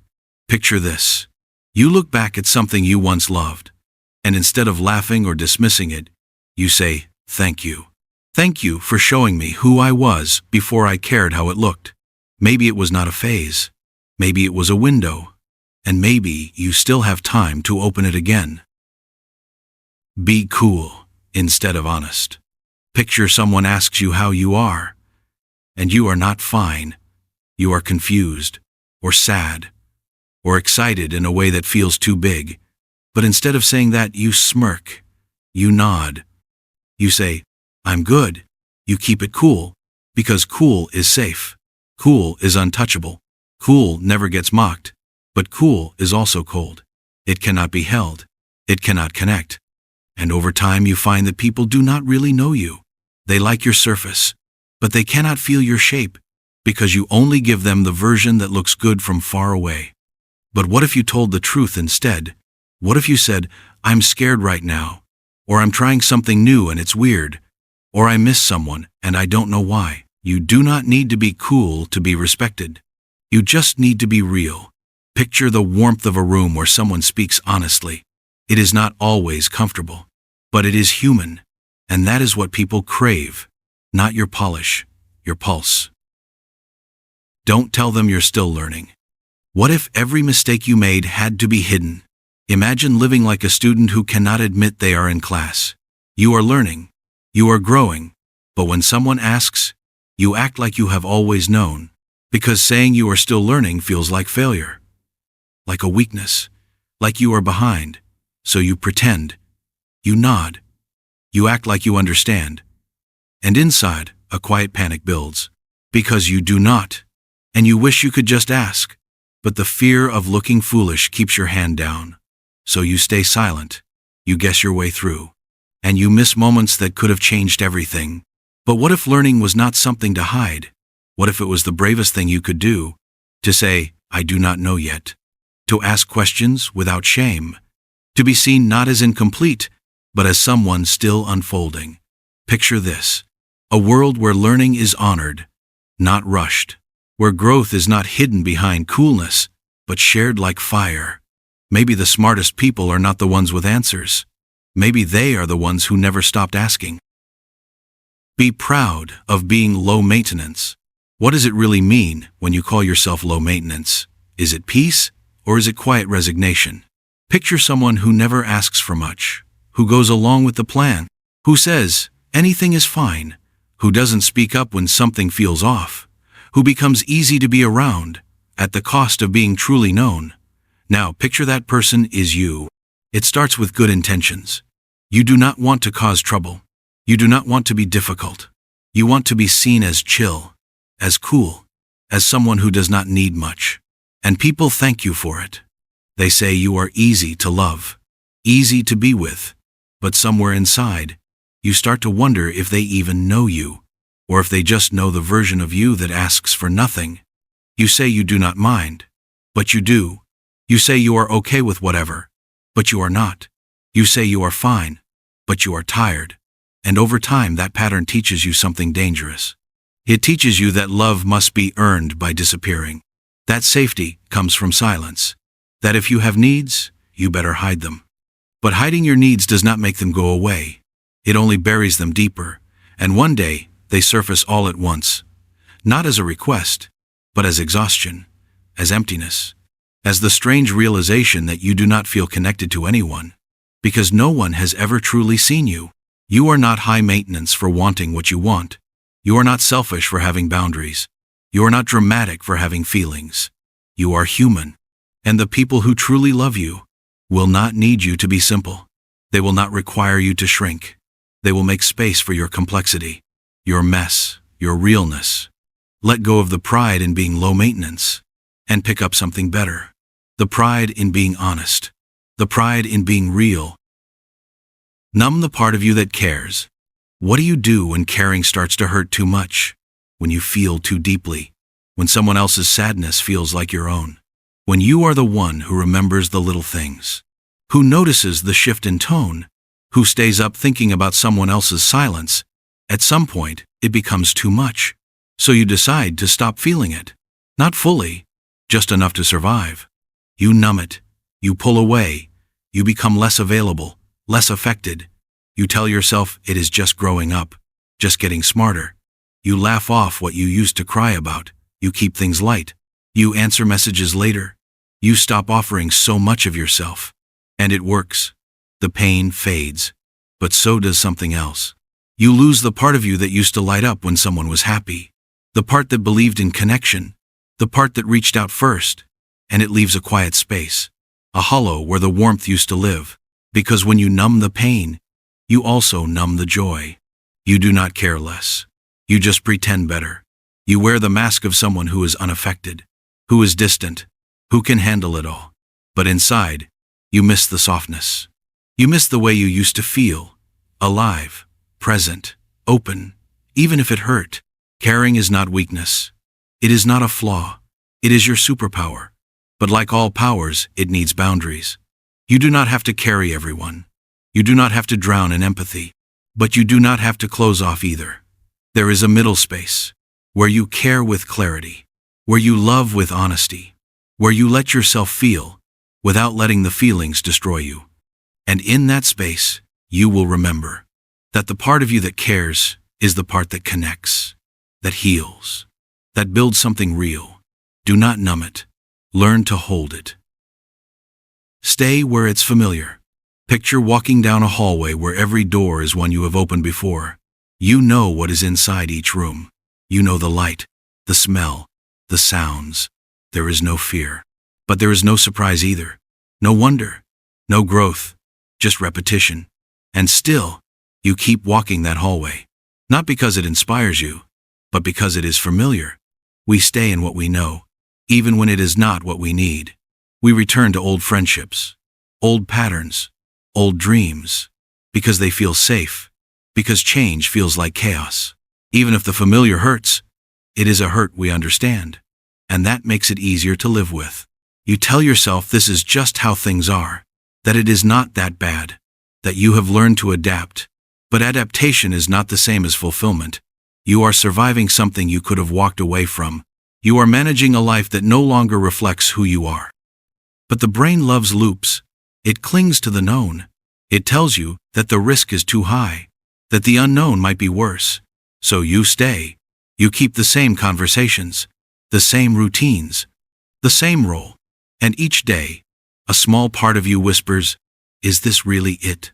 Growth only happens outside the comfort zone. Not always in dramatic leaps. Sometimes in small, quiet exits. A conversation you no longer entertain. A room you choose not to return to. A version of yourself you decide to outgrow. Familiarity is not love. It is not purpose. It is not truth. It is just old comfort dressed as loyalty. And you deserve more than what is familiar. You deserve what is true. Lose yourself to belong. What would you give up just to feel accepted? A belief, a habit, a part of your identity. Most of us do it without realizing. We adjust. We mirror. We soften the edges that feel too different. We become the version of ourselves that fits the room. That gets the nod. That avoids the awkward silence. It starts small. You laugh at a joke that makes you uncomfortable. You go along with a plan you do not enjoy. You stay quiet when your opinion is different. And over time, those small edits add up. Until one day, you do not remember what you actually like, or what you actually think, because the voice of the crowd has drowned out your own. You belong everywhere and nowhere, because you have traded authenticity for acceptance. And even though you are surrounded, you feel alone, because they are not seeing you. They are seeing the performance, the mask, the compromise. Belonging is not about fitting in. It is about standing where you are and being met there, as you are, fully. And if you have to lose yourself to be part of something, then you were never really part of it. But it is hard to risk rejection, to stand out, to say, "This is who I am," even if it makes you leave. It feels like loneliness, but it is actually the path back to your truth. And when you find the ones who meet you there, without edits, without conditions, you will realize that you never needed to lose yourself at all. You only needed to stop hiding. Never ask what you actually want. Imagine waking up in a room full of doors. Each one leads somewhere different, but instead of choosing, you sit still, not because you are content, but because you do not know which door belongs to you. You keep thinking if you wait long enough, someone will point, someone will tell you, someone will choose for you. And that way, if it is wrong, it will not be your fault. That is what it feels like to never ask what you actually want. You move through life fulfilling roles. You do what is expected. You please others. You meet deadlines. You achieve goals that were handed to you. And all the while, a quiet question follows you. What do I really want? But you never ask it out loud, because the answer might change everything. It might mean walking away. It might mean starting over. It might mean admitting you spent years chasing something that was never yours. So you avoid the question. You fill the silence with distractions. You stay busy. You say you are grateful. You say you are lucky. And you are. But being grateful is not the same as being fulfilled. You convince yourself that asking for more is selfish, that wanting something else is betrayal. But it is not. It is honesty, the kind that leads to freedom. When you do not ask what you actually want, you end up living a life of almost happy, almost passionate, almost home. And almost is a slow way to forget what joy feels like. You tell yourself that clarity will come later, but clarity does not come from waiting. It comes from asking, from listening, from sitting in the discomfort of not knowing and still staying with the question, what do I want? Not what do they want from me? Not what looks good, not what earns applause. Just you, your wants. Unfiltered, raw, unedited. The answer might whisper at first, but it is in there. It always has been. Behind the noise, beneath the fear, waiting to be heard. You just have to ask. Say you're over it when you're not. Picture standing on a bridge, tossing a stone into the water below. You watch it fall. You watch the ripples fade. And then you tell yourself it is gone, that it sank, that it is done. But later, you still feel the weight, not in your hands, but in your chest. That is what it feels like to say, you are over something when you are not. You act like you are fine. You smile. You say it is behind you. You even believe it for a while. But inside, the story is still unfolding. The memory still stings. The wound still burns. You tell yourself it is time to move on, that enough time has passed, that you should be stronger by now. But healing does not follow clocks. It does not obey pressure. It moves at the pace of honesty. And when you rush it, you bury it. You hide it in polite sentences. You dress it in jokes. You pretend the ghost is gone while it still lingers in your shadow. Saying you are over it when you are not is not strength. It is fear. Fear of seeming weak. Fear of slowing down. Fear of being seen still feeling something others have already forgotten. But your pain is not a performance. It does not need to make sense to anyone else. You are allowed to still hurt. You are allowed to still wonder. You are allowed to still care, even if they moved on, even if it has been years, even if you thought you were done. Being honest about what still lives inside you is how you let it move, how you let it breathe, how you let it finally leave, not as a secret, but as a part of your truth. So say it. I am not over it. And that is okay. That is how healing actually begins. Let the calendar decide your worth. Picture a person standing beside a calendar, flipping the pages one by one. Each square holds a number, a deadline, a birthday, a goal, a moment where they were supposed to arrive. They stop on today's date and look around. Their eyes search for proof that they are where they should be, but they do not feel it. They feel behind, like they missed something, like everyone else is ahead. And they blame the calendar, the quiet boxes that mark time with no mercy. That is what happens when you let the calendar decide your worth. You compare your path to numbers, to years, to invisible checklists that no one agreed to, but everyone feels pressured by. You say, I should have figured it out by now. You say, I should be further along. You say, someone my age should not feel this lost. And each of those sentences builds a cage, not because they are true, but because they are common.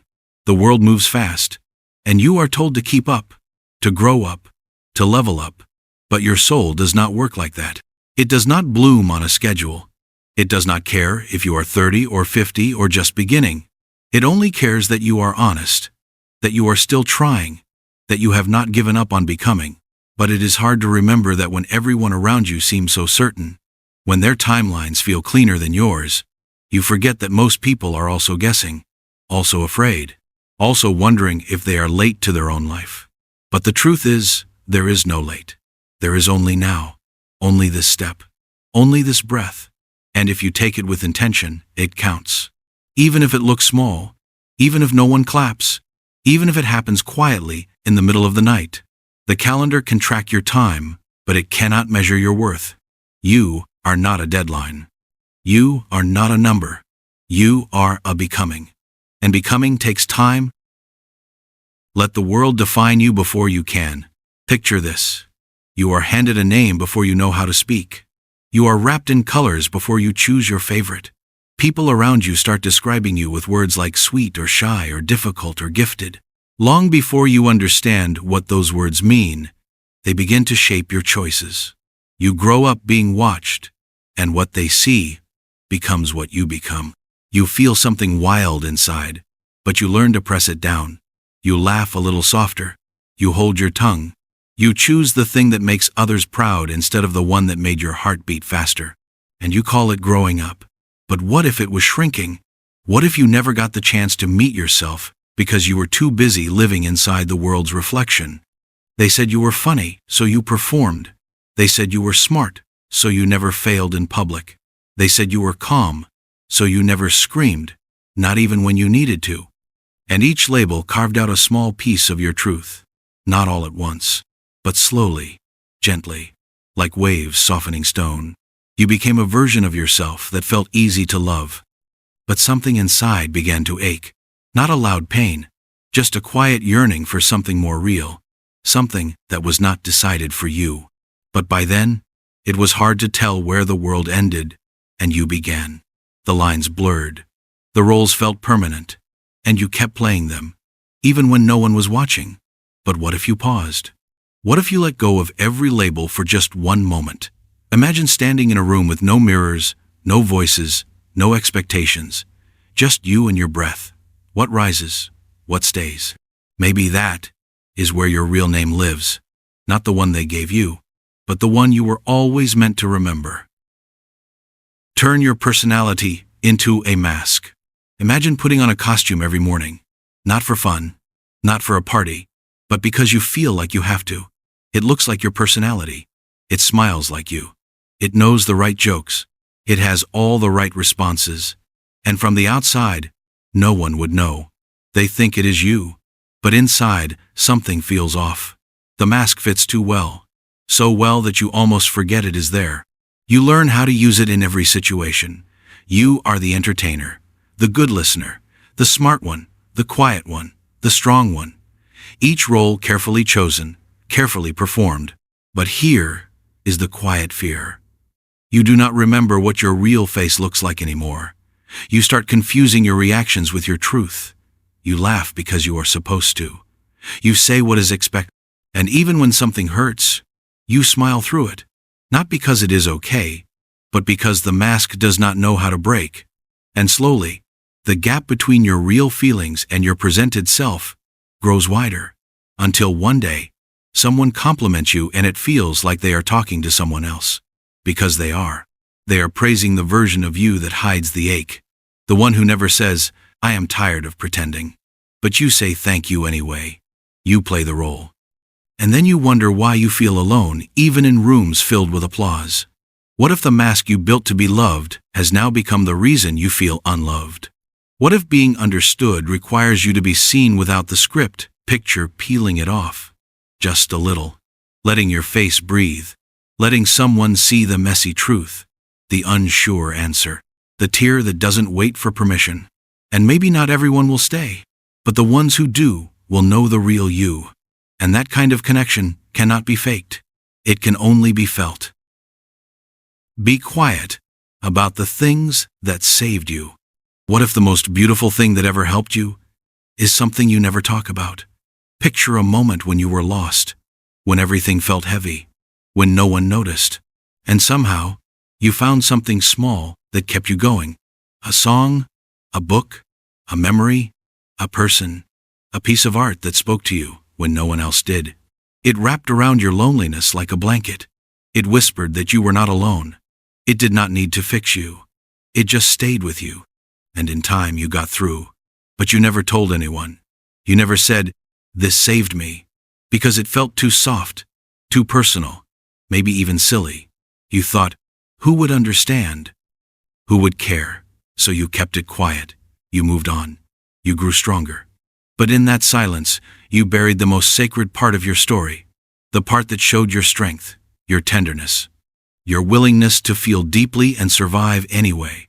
And now, when someone else is struggling, you do not tell them. You want to, but the words do not come. Because you trained yourself to protect the thing that saved you by hiding it. But what if that thing was not meant to be hidden? What if your survival story is the map someone else needs? What if your small rescue is the loud hope that could change another life? Picture sitting across from someone who is quietly breaking, and instead of giving advice, you share your story. Just as it is. Soft, true, vulnerable. You say, I do not have answers, but I have this. And you place the thing that saved you gently in the space between you, not to impress, not to heal, just to connect. And in that moment, your silence turns into something sacred, something that does not need to be loud to be life-saving. And that's it. Hope you're in peace. Just consider subscribing, because sleep matters. Just then, stress scatters and nothing else matters, right? Peace out.